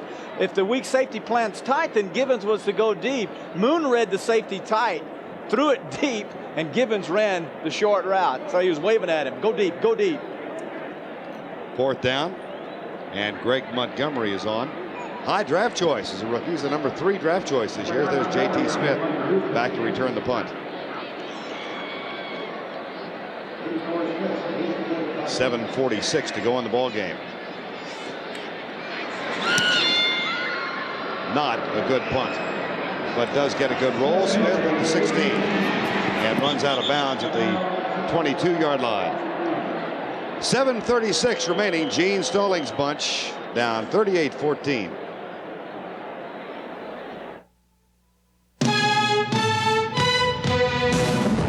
Send up a crow's foot. Give me an app check. There's a place in the friendly skies where not everyone's so friendly. Stop. Hold it. I need 3 hours minimum. Check it out. Over 9,000 mechanics of United Airlines work Give here. me a mini grinder. They're picky, fussy, stubborn. But if you fly, they're the best friends you'll ever have. United, rededicated to giving you the service you deserve. Come fly the friendly skies. The only way to travel is Cadillac style. The 1989 Cadillac El Dorado. V8 power and distinctive styling make it America's definitive personal luxury coupe. Let's go, let's live love every mile. The only way to travel is Cadillac style. Cadillac, Cadillac, Cadillac style. Cadillac, Cadillac, Cadillac style. I'm the big daddy of the greatest bar game of all time, Fuseball. And us Fuseballers drink Miller Lite. Miller Lite's a less filling beer. It's brewed from the ground up, not a watered-down version of regular beer. And Fuseball is a great game, because when a guy loses, everyone knows he loses. When it's Miller Lite, less filling, tastes great. I think we have a loser. Hey, bare-handed! This holiday season, save a place for Pat and John as they bring you the Vikings against the Lions. It's Thanksgiving Day on CBS Sports. Jerry Glanville waited 22 years before he got his first chance as a head coach in the NFL. He's got some interesting coaching philosophies, including one of film study, Terry. He makes all his players come in and they watch the game tape together and they point out everyone's mistake so the entire team can hear it. And what the players do is they say, I don't want the wrath in front of my colleagues. They don't go off separately. They stay together and have to endure his wrath in front of everyone, all their players. Cardinals 1st and 10 at the 22. Stout left side. Caught by Roy Green. No, Roy. Circles back and is knocked down at the 27-yard line. Wrong way. Go back to the Jerry Glanville point. Well, they're going to the hurry-up offense. Well, Green had the first down and gave it away. 2nd down, 3. Stout harassed and hit as he lets it go. William Fuller got to it. And that will be an incomplete pass and bring up 3rd and 4. I just want to finish up the Jerry Glanville point. That is not something that most teams do, right? They break down into linebackers and wide receivers and so on. You all go off to your separate groups, and the offensive coach get with the offensive lineman and say, now look, right guard, you didn't do very well next week. But the linemen are the only one that hear that. What Glanville does is bring them all in there, and then they say, okay, Bruce Matthews, you really messed up. Look at this play. Hey, fellas, look what Bruce did. And they all go, ooh, Bruce. He's had players come to him and beg him, please, coach, please, don't mention my name today. Please don't mention my name. 3rd and 3. Phoenix 1 of 8 on 3rd down conversions. Oilers load up, and they're coming. Stout fires, caught. And the first down for Phoenix at the 37-yard line. Catch made by J.T. Smith. Now the Oilers hurry their regular defensive unit on. And the Cardinals will go with the no huddle again as the clock shows 6:50 and running down. Yeah, I would be under that center and I would be taking snaps and I wouldn't wait for Houston.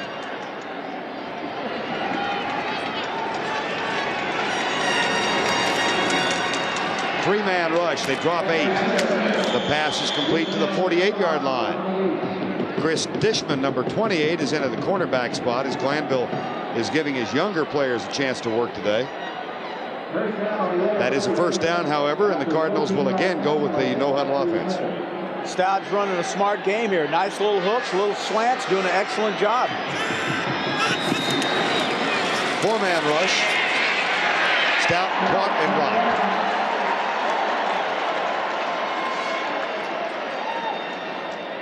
Doug Mikolas made the tackle. Acquired just a couple of weeks ago.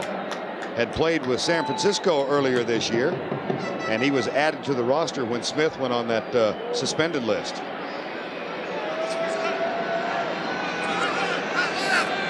(38-14) with 5:50 to go in the ball game. That could have been intercepted, and probably should have been. Chris Dishman. And it'll be 3rd down.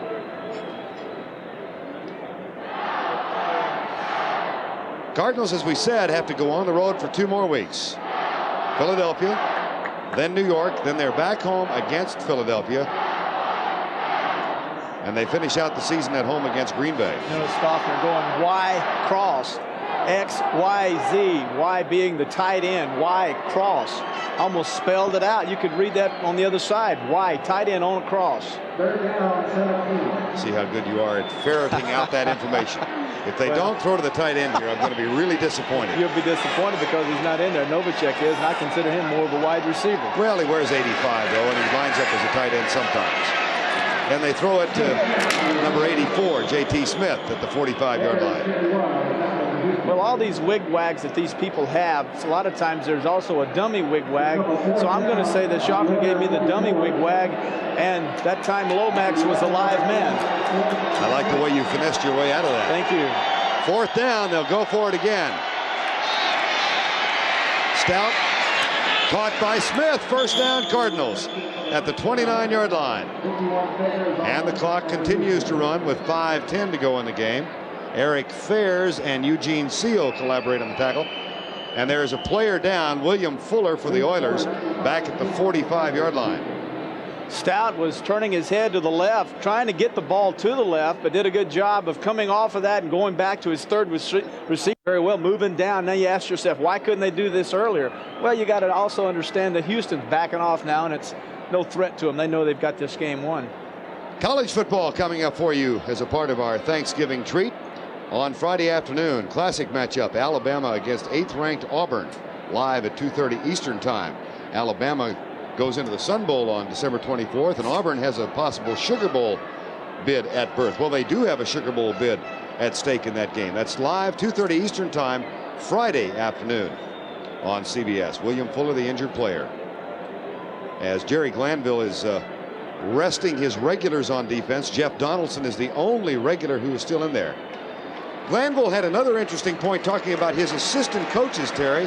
He said when they have a vacancy on the staff and they're considering an assistant coach, the entire current staff interviews that prospect. And then when they're through with the interview, they ask him to leave, and as he's leaving and the door is shut, they have a vote right there, and everyone votes openly, and if everybody says no, then the guy's not hired. So he says, I want my coaching staff to be close, and I want them to get along with one another, and if I hire someone that they don't know anything about, they may not like the guy, and therefore we won't have the continuity we need as a coaching staff. So we all listen, and we all vote together. Different fella. You know, he's really a different man. Master's degree in psychology, and he uses every tactic in the textbook to motivate his team and to try and bring a sense of unity. And that includes insulating the team from everybody else. Here's Stout rolling out, pulling up, and the ball is caught by J.T. Smith. The tackle made by Richard Johnson, number 23, and again the no huddle. How did he do that? How did Stout get away from that? Why didn't they throw a flag?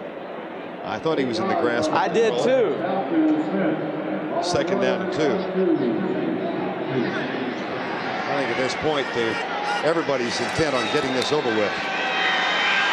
That's caught. Earl Farrell nudges a teammate forward and has a 1st down at the 15-yard line. Well, he was nudging his center, Derek Kennard. That's forward. A big but nudge. Kennard, see, earlier he'd been caught on that screen pass for being illegally downfield, and that time Kennard stayed in there, and then the running back ran into his back. What the back has to do is say block. He has to shout it loud enough so the center can hear it, and then he'll release. 1st down, Cardinals. 4 wide receivers. 6-man rush. Touchdown! It's caught by Ernie Jones, the rookie out of Indiana. And the Cardinals gain a bit of respectability in this game. And when Stout looks at his statistics, he's 18 for 28, 235 yards. And look at this, 3 touchdown passes, and I'm going to say just 1 interception. I'm not going to count that other one that Robert Lyles got off the foot. Well, when they try and analyze what happened here this afternoon, I would think the emphasis cannot be so much on the problems of the Cardinal offense as it was their pass defense. That's where Phoenix really had a disaster this afternoon. Al Del Greco with the extra point.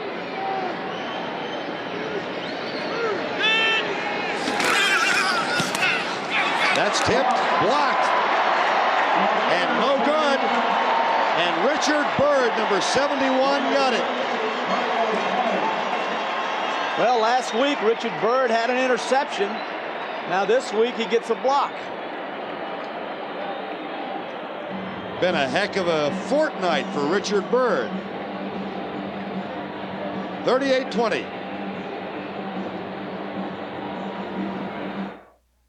Tell me, is he still upset? Well, you know Dad. Never really understood why I joined. I mean, maybe you'll go straight to college.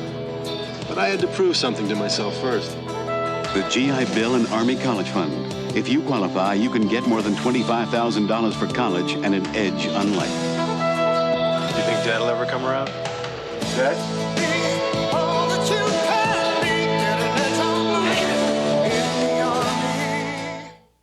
This holiday season, look for the champions on CBS Sports. On Thanksgiving Day, save a place for John and Pat as they bring you the Vikings against the Lions. Friday afternoon, it's an SEC collision when Alabama battles Auburn. On Saturday, undefeated Arkansas tries to prove their mettle against third-ranked Miami. And primetime Saturday night, a rematch of the 2 teams that battle for the NBA championship. The Lakers face the Pistons. When you look for champions, you look to this Thanksgiving weekend on CBS Sports. 3:26 to go in the ball game. The Cardinals lined up for the onside kick attempt. 38-20 is the score right now. Fortnite? You didn't like Fortnite, huh? I guarantee you there's that 10% of the world doesn't know what that means. Simple, a 2-week period. There's the onside kick, and that free ball is recovered by Houston. And the struggle continues.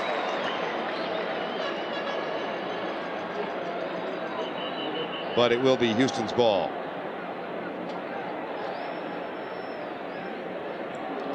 Coming up tonight on CBS, 60 Minutes, followed by Murder, She Wrote, and the CBS Sunday movie, The Diamond Trap, starring Howard Hesseman, Brooke Shields, Ed Marinero, and Twiggy, old buddy of ours. Football player turned actor.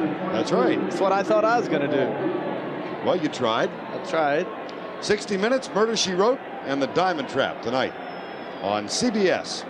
All those athletes like to be actors, don't they? Brent Peace is the new quarterback now for the Houston Oilers, as Warren Moon will get a rest for the remainder of the game with an outstanding day. 17 of 31, 266 yards, 3 touchdowns, and no interceptions. And here is Brent Peace. Oilers will go 8-4. Cardinals will fall to 7-5. 3:20 to go in the game. Lorenzo White around the right side and out of bounds at the 42-yard line. Tackle made by Tim McDonald. Well, I bet these Oilers could line up and run that wishbone. Wouldn't you like to see them run that wishbone, put Alonzo in there at fullback? With those running backs, and yes. with Rozier and with White? Well, you know, the Indianapolis Colts with Ron Meyer have gone to that now and have had terrific success with it. 4 touchdowns, right? I believe. 200 and something yards rushing off about 15 attempts. Not bad. Tillman and what? That's did you make that up or did you? No, I did. I did not make it up. Actually, I read that.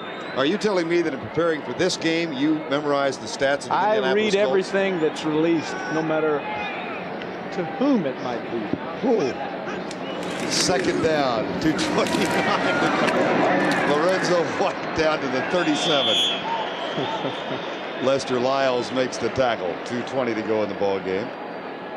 Who do you like around the league now? You like Houston and as a potential Super Bowl team? They absolutely have to convince me that they can play like this on the road. Here in the Dome, the House of Pain, absolutely. They're going to go 6-0 today in this Dome. But I think they've got to take this act on the road and be just as devastating on the road. 2-4 on the road does not give to me an indication this is a championship. And I mean a team that's going to the Super Bowl. They got to convince me. Turn it around. The Cardinals without their quarterback and Stout, I thought, played well today. But I really believe the heart of this Cardinal offense was taken out of them. And maybe even the effect was on the defense, too, because this is not the Cardinals that we got ready for. We expected a different football game from them, but they couldn't cover these receivers, and that really is the story. I thought the pressure on Moon was good, but Moon got the passes away, and the receivers were open. Gene Stallings' team on the road for the first game of 3 in a row. At Philadelphia next and at New York before getting back to the Valley of the Sun in Phoenix. And we have the 2-minute warning.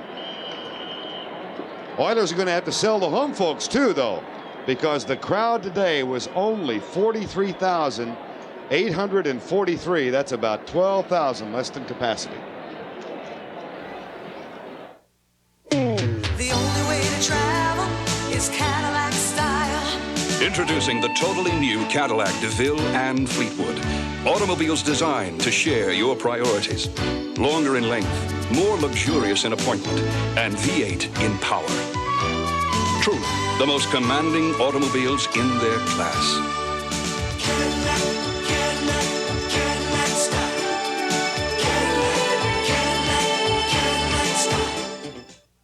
When we played for Oakland, we did not appreciate losing. Our motto was, just win, baby.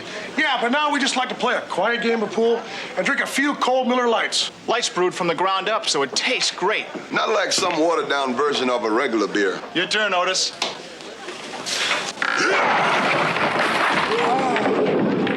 Hey, you cheated. So? Nice shot. When it's Miller Lite, less filling, tastes great. Looks like Winter just did in that poor fellow's battery. Wonder if he's smart enough to replace it with a battery built for extremes. A maintenance-free, high-cranking Delco. Smart fella. AC Delco parts. They don't just fit, they match. I'd rather switch than itch. So I switched to Tegrin. Tegrin medicated shampoo controls all the major causes of itching and flaking, so Tegrin is more than strong enough for tough dandruff like yours. Wouldn't you rather switch than itch? Cardinals were not alone here. A small contingent of Cardinal fans with a hefty Oiler fan on the right trying to edge into the picture. 38-20, 2 minutes to go in the ball game. In the Astrodome that is mostly empty now. 3rd and 1, Houston. Quarterback keeper by Brent Peace. And time has been called by the Cardinals to stop the clock with 1:56 to go in the ball game.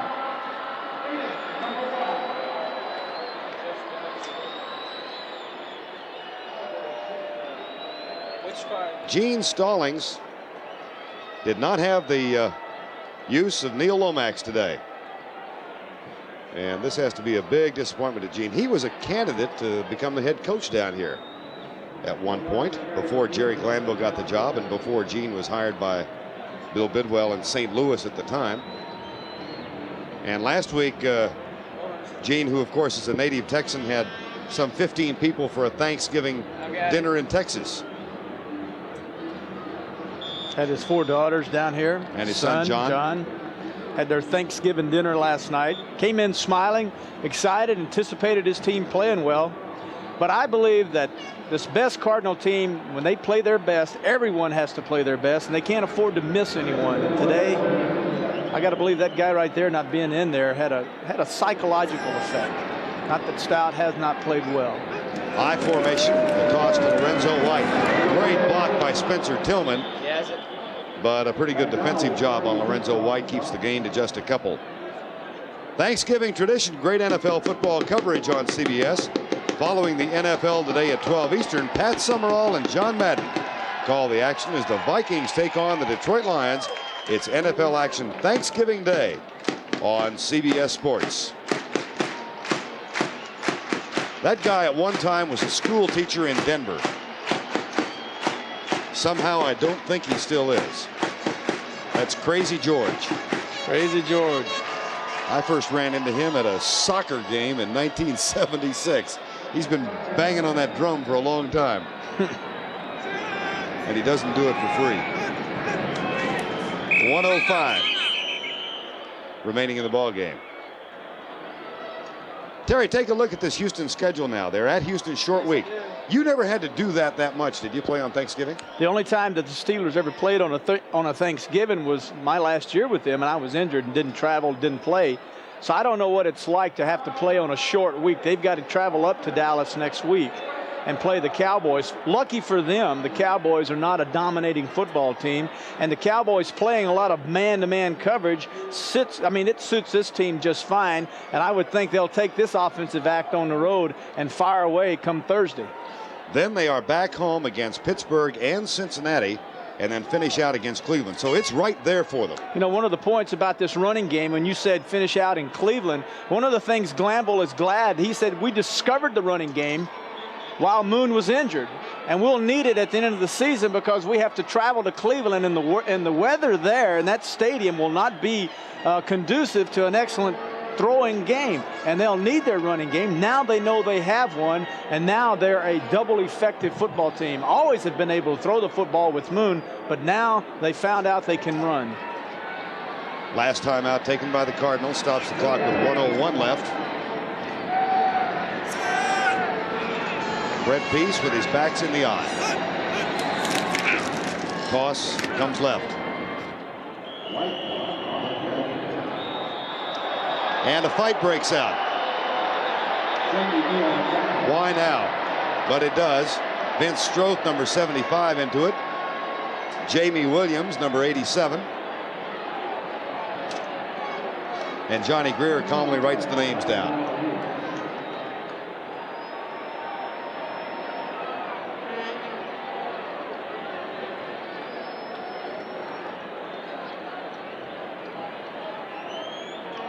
And he bet this week on offsetting penalties. 52 seconds. There's Glanville. Kill it. Forget it, fellas. Let's get out of here. Here's Johnny Greer. Offsetting personal fouls. 75 Houston, 78 Cardinals. They'll offset. Still third down. Vince Stroth, number 75. Don't forget the postgame show. Brett, Irv, and Dick with all the scores and highlights from today's action on the NFL Today postgame show. And Brett will be speaking to Boston Celtic president Red Auerbach for the latest on Larry Bird, who had surgery for bone spurs. And we are told that it was successful, but Brett will update you with that, on that with a conversation with Red Auerbach. That's coming up as soon as this game is over. And we are 52 seconds away from its conclusion.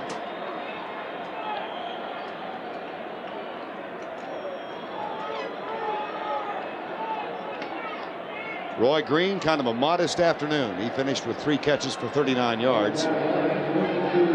J.T. Smith has now caught 10 for 114. Neil Lomax couldn't throw a ball today. And it's 4th down. The Cardinals are out of timeout, so the Oilers will go for it.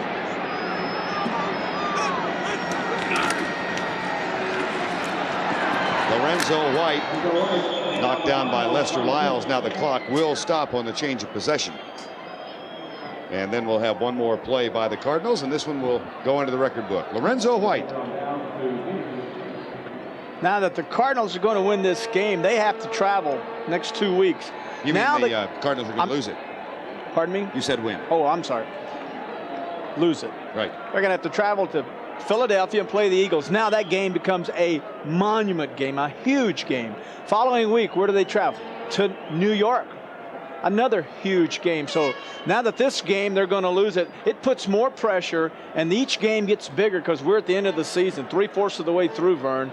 Now every game is really a monster. 45 seconds left in this one.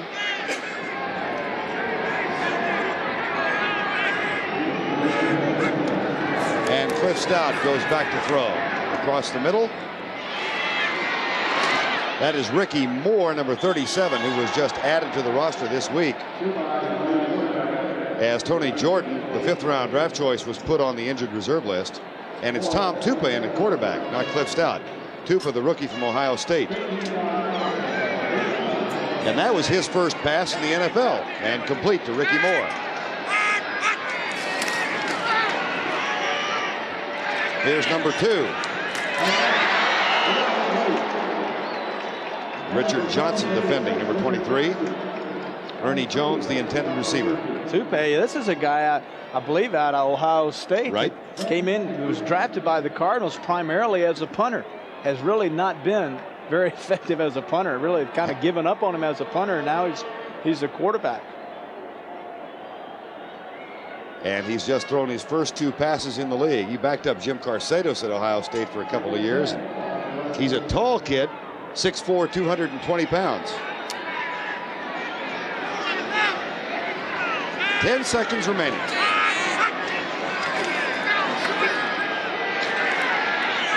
Deep left side. Oh, Johnson gets a shot on Jones, and Jones hangs on. But that should be the final play of the game. It is. And the Oilers of Jerry Glanville remain undefeated at home in '88 as they win it 38-20. Coming up next, Brent Irvin Dick. CBS Sports coverage of the NFL will continue after this.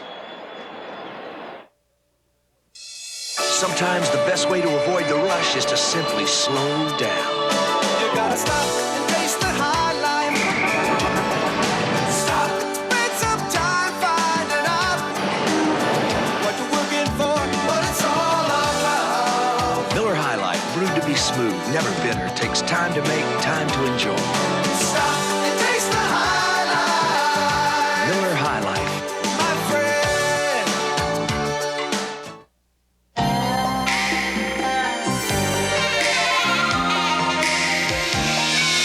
Sometimes you gotta tune in.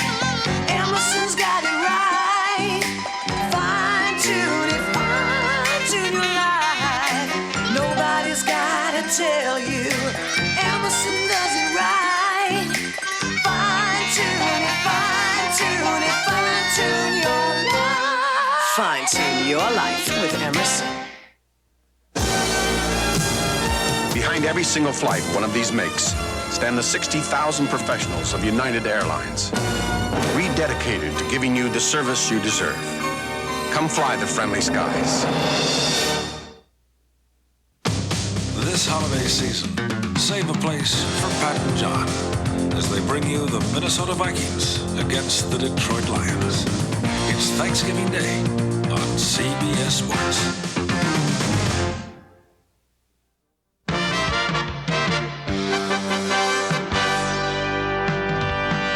Well, we welcome those of you who have been watching the Chicago Bears and their win over Tampa Bay. Also, the Houston Oilers come up big again. And a reminder that we'll be back with football this Thursday. The annual Turkey Day shootout in Detroit. Minnesota against Detroit will take the air at high noon. And some of you are saying, oh, wait a minute, Detroit is lousy.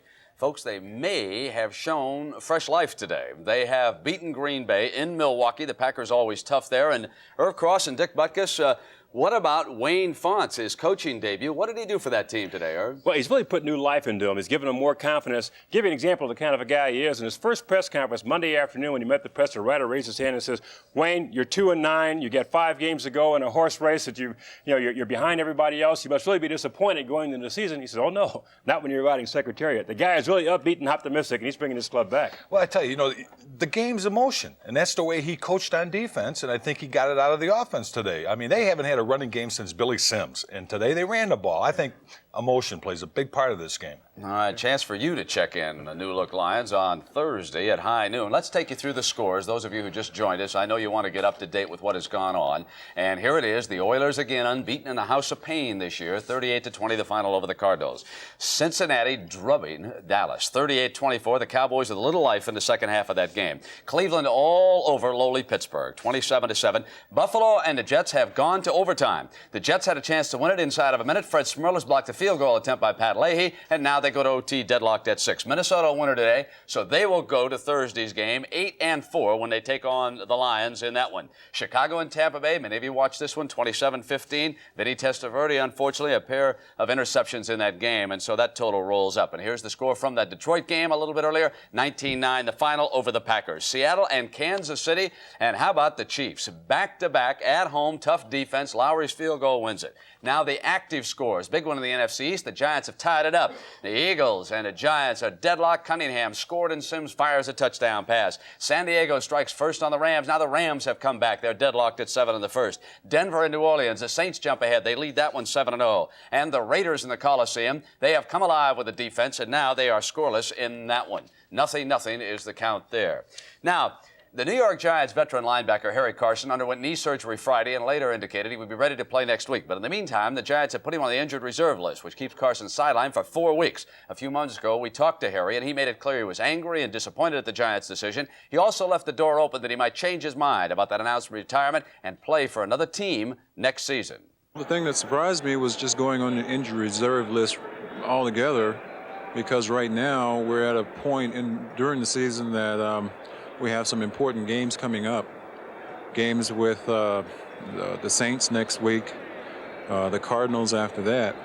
And knowing my body, I felt like if the procedure could be done through the scope, that I would be able to come back and help the team in some way next week. Maybe not as a starter, but as a backup, because right now we're dealing with 2 inside linebackers. And if anything happens to those guys, what's going to happen? We're going to probably have to go to a 4-3. Harry, the Giants have maintained that no player has come back that quickly for them from arthroscopic surgery, so they felt it was automatic to put you on injured reserve. Well, I really don't care what the Giants thought. I've played with pain. I played with injuries.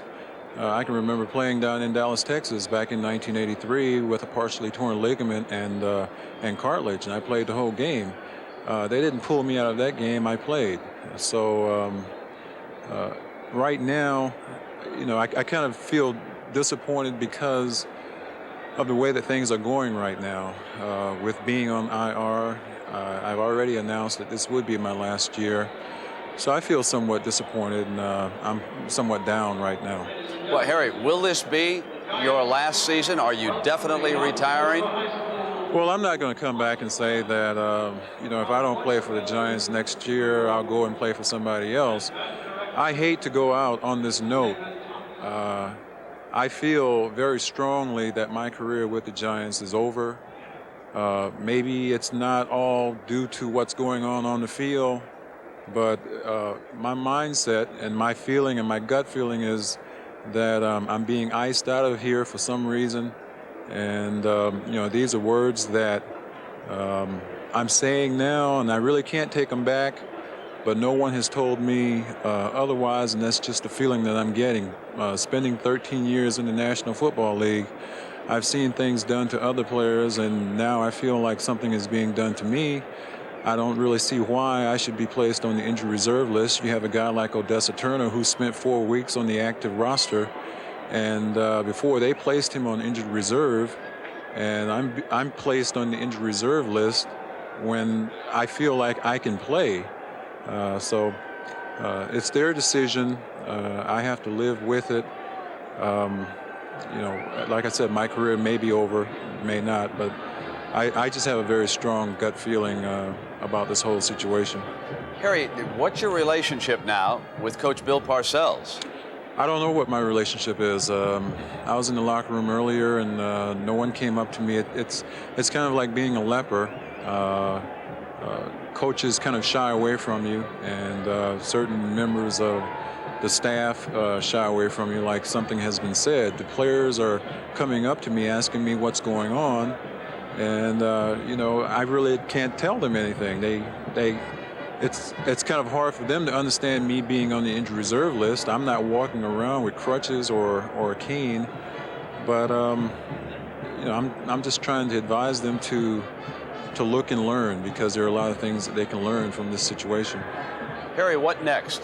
What will happen now? What's your next step? Well, my next step is just to rehabilitate my knee. I've been riding the bicycle while the team was out warming up, and icing it down. But I really don't have any plans within the next couple of hours. It can be such a tough business for the athletes in it, and such joy sometimes for the fans and the youngsters. I've told you that Buffalo and the Jets went into overtime, and the Bills with a chance to win it. Scott Norwood from 30 yards away. This was a scene moments ago, and they do it. The Bills have wrapped up the AFC East with a record of 11-1, and down come the goalposts as the Bills become the earliest clincher in the AFC since they went to a 16-game schedule. Congratulations to Marv Levy and the Bills. And we'll continue with our post-game show. Those of you who watch Detroit and Green Bay, we'll see you Thursday. We're going to send you back to James Brown. For the rest of you, back with more scores highlights in just a moment.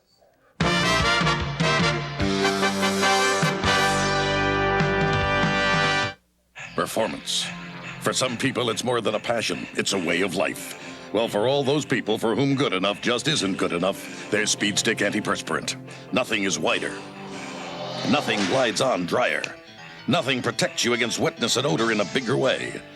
All-day performance that's hard to beat. If you're going to give 110%, your antiperspirant should give 110% too. Speed Stick, the wide stick. Now available in Sport Talc. By Menon. Okay, look, I like my steaks very well done. What most people call ruined, I call perfect. I know it's not popular, and if I weren't 6'9", I'd catch a lot of flack. I got a taste for some real food. I heard Larry Bird likes well-done steaks, so maybe I'll invite him over for a couple of sirloins. Nice, rare sirloins. I got you, Larry. I got you. I've got a taste for some real food. I'm known for my gentle and charming disposition. So when Ernie here ran out of Miller Lite, I didn't get mad. Nah, we calmly discussed the situation. I told Ernie I'd drink light because it's brewed from the ground up so it tastes great, not like some watered-down version of a regular beer. We reached an understanding, and he quickly rectified the situation. Mom always said I had a way with people. When it's Miller Lite, less filling, tastes great.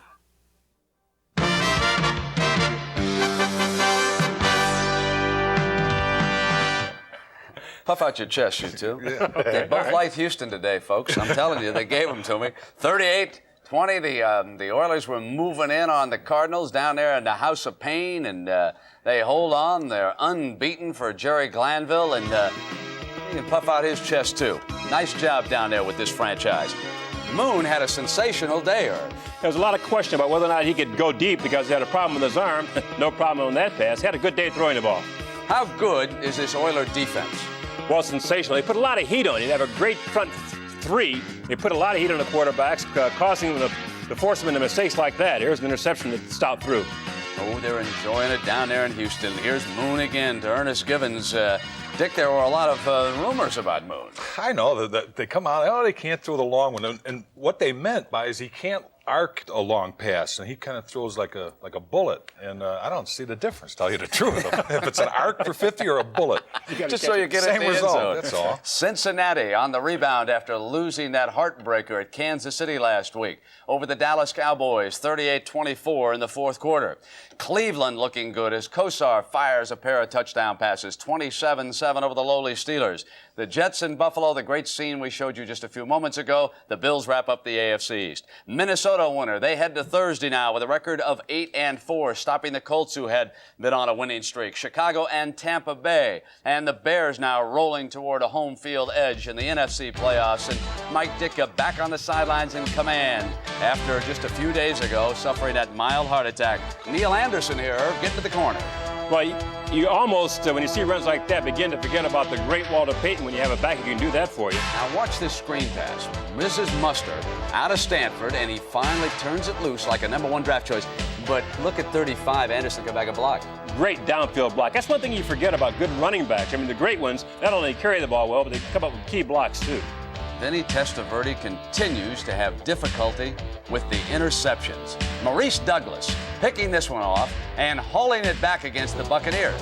Ball is fumbled, but Singletary was right there. Mike on the spot to recover it for the Bears, and a very dejected Testaverde leaves that game. Dick, have you really, we heard that story during the week about a quarterback being colorblind. Do you think there could be something to that? Well, he said he had trouble with red and green together. He couldn't see red.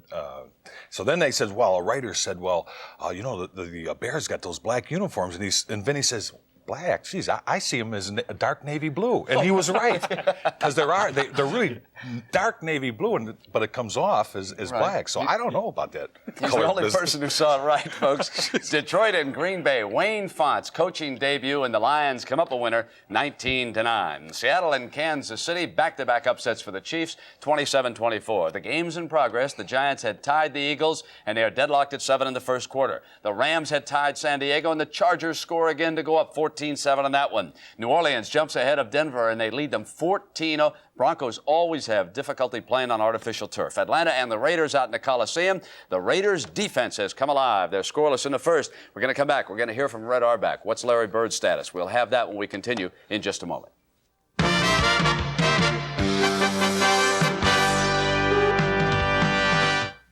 My dandruff shampoo is good. Maybe you should try something else. My dandruff shampoo really works. Maybe you should try something else, like Selsun Blue. Doctors and pharmacists recommend Selsun Blue more than all other leading brands combined. What that means to you is no leading brand gets rid of dandruff better than Selsun Blue. It's #1. And all Selsun Blue formulas, including extra conditioning and extra medicated, have the ingredient recommended most by doctors. I'm the big daddy of the greatest bar game of all time, Fuse Ball. And us Fuse Ballers drink Miller Lite. Miller Lite's a less filling beer. It's brewed from the ground up. It's not a watered-down version of regular beer. And Fuse Ball is a great game. Because when a guy loses, everyone knows he loses. When it's Miller Lite, less filling, tastes great. I think we have a loser. Hey, barehanded! Here's why these New England fishermen take Alka-Seltzer Plus cold medicine. I get aches and pains, runny nose, nasally, and Alka-Seltzer Plus works every time. When I get a cold, my head feels like it's 3 feet thick. Alka-Seltzer Plus helps break through, helps me get back on my feet. Alka-Seltzer Plus cold medicine. Fast, effective relief for tough winter colds. In a word, it works. Try Alka-Seltzer Plus nighttime cold medicine to relieve your cold at night. Well, as I know you're aware, NBA superstar Larry Bird underwent surgery yesterday to have bone spurs removed from both heels, and this morning he was visited by Celtic President Red Auerbach, and earlier this afternoon we talked to Red about Bird's condition and his future. This morning he was hurting. His legs are sore, and he's lying up there with two legs hanging up there, and he can't put any touch at all on him as yet. Red, when realistically can Larry come back for the Celtics? Well, Larry is not an ordinary human being. He's always played with pain. He's, as I've said many, many times, the most self-motivated athlete I ever saw. And he's dedicated. So if the average guy is going to take 4 months, he'll take 3. What are you going to do in the interim? The team hasn't played all that well so far. Since he's been out, we've won 4 in a row or thereabouts. Lost a close one last night. We're playing pretty well, and it's going to be, I hope, a blessing in disguise, because some of these young kids are going to play a lot more minutes. And then when Larry does come back, you're going to find that we can go to our bench more than we ever did before. He is something, Dick. Well, I become a fan of pro basketball, and talking to Red about Bird, I says, "What's with this guy, man? He's diving all over the court with the, going for the ball. You don't usually see that." But he said, "But I think that's where that emotion comes up, and I don't think this is going to keep him from retiring, because a lot of people are saying, well, he ought to get out. But I tell you what, emotional plays a big factor." Well, you hate to see a great athlete go down at any time, Brent, but this really gives the Pistons a real big boost, Yeah, hey, speaking of the Pistons, Irv, the NBA returns to CBS next Saturday night. You might want to remember the time, 8:30 Eastern time. Remember the great war that these two teams had for the championship? Went to 7 games out in the Los Angeles Forum. Lakers won it. They're coming your way 8:30 Saturday night. We've got more NFL coming your way on CBS in just a moment.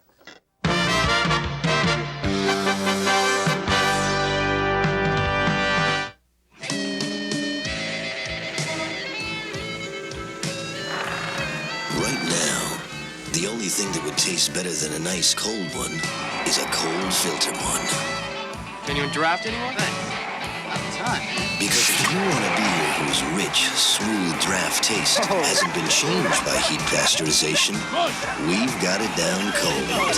Cold-filtered Miller Genuine Draft. It's as real as beer gets. The Remington microscreen shaves as close as a blade, or your money back. The first screen shaves incredibly close. The second even closer. Shaves as close as a blade, or your money back. Now, lowest price ever on Remington microscreen rechargeable. There are headaches. And the car payment is overdue. And headaches. There's aspirin and aspirin. Anacin. Clinical tests show that Anacin relieves headaches better than regular aspirin. Feeling better, hun? Not just better, better. Anacin. Better relief. Well, I always look forward to Thanksgiving, but Irv, especially this year, because we get to see Dick Butkus getting that lesson from Julia Child on how to carve up the turkey. I know how to carve it. What would you like? Well, I think I'm going to take the drumstick, okay? Drumstick? All right. Put that down. Whatever's left. I'm easy. I cut it artistically. You watch. And a reminder to see Dick will be on air at noon Thursday, and then that will lead into a game that is suddenly a little more interesting. The Vikings in a drive for the playoffs, Fonts in a drive to get that job in Detroit. So high noon Eastern time. We hope you've enjoyed the NFL Today on CBS. For Dick Butkus and Irv Cross, I'm Brett Musburger. So long, everybody. The NFL Today post-game show has been sponsored by Miller Lite, official sponsor of the Miller Lite NFL Lineman of the Year Award.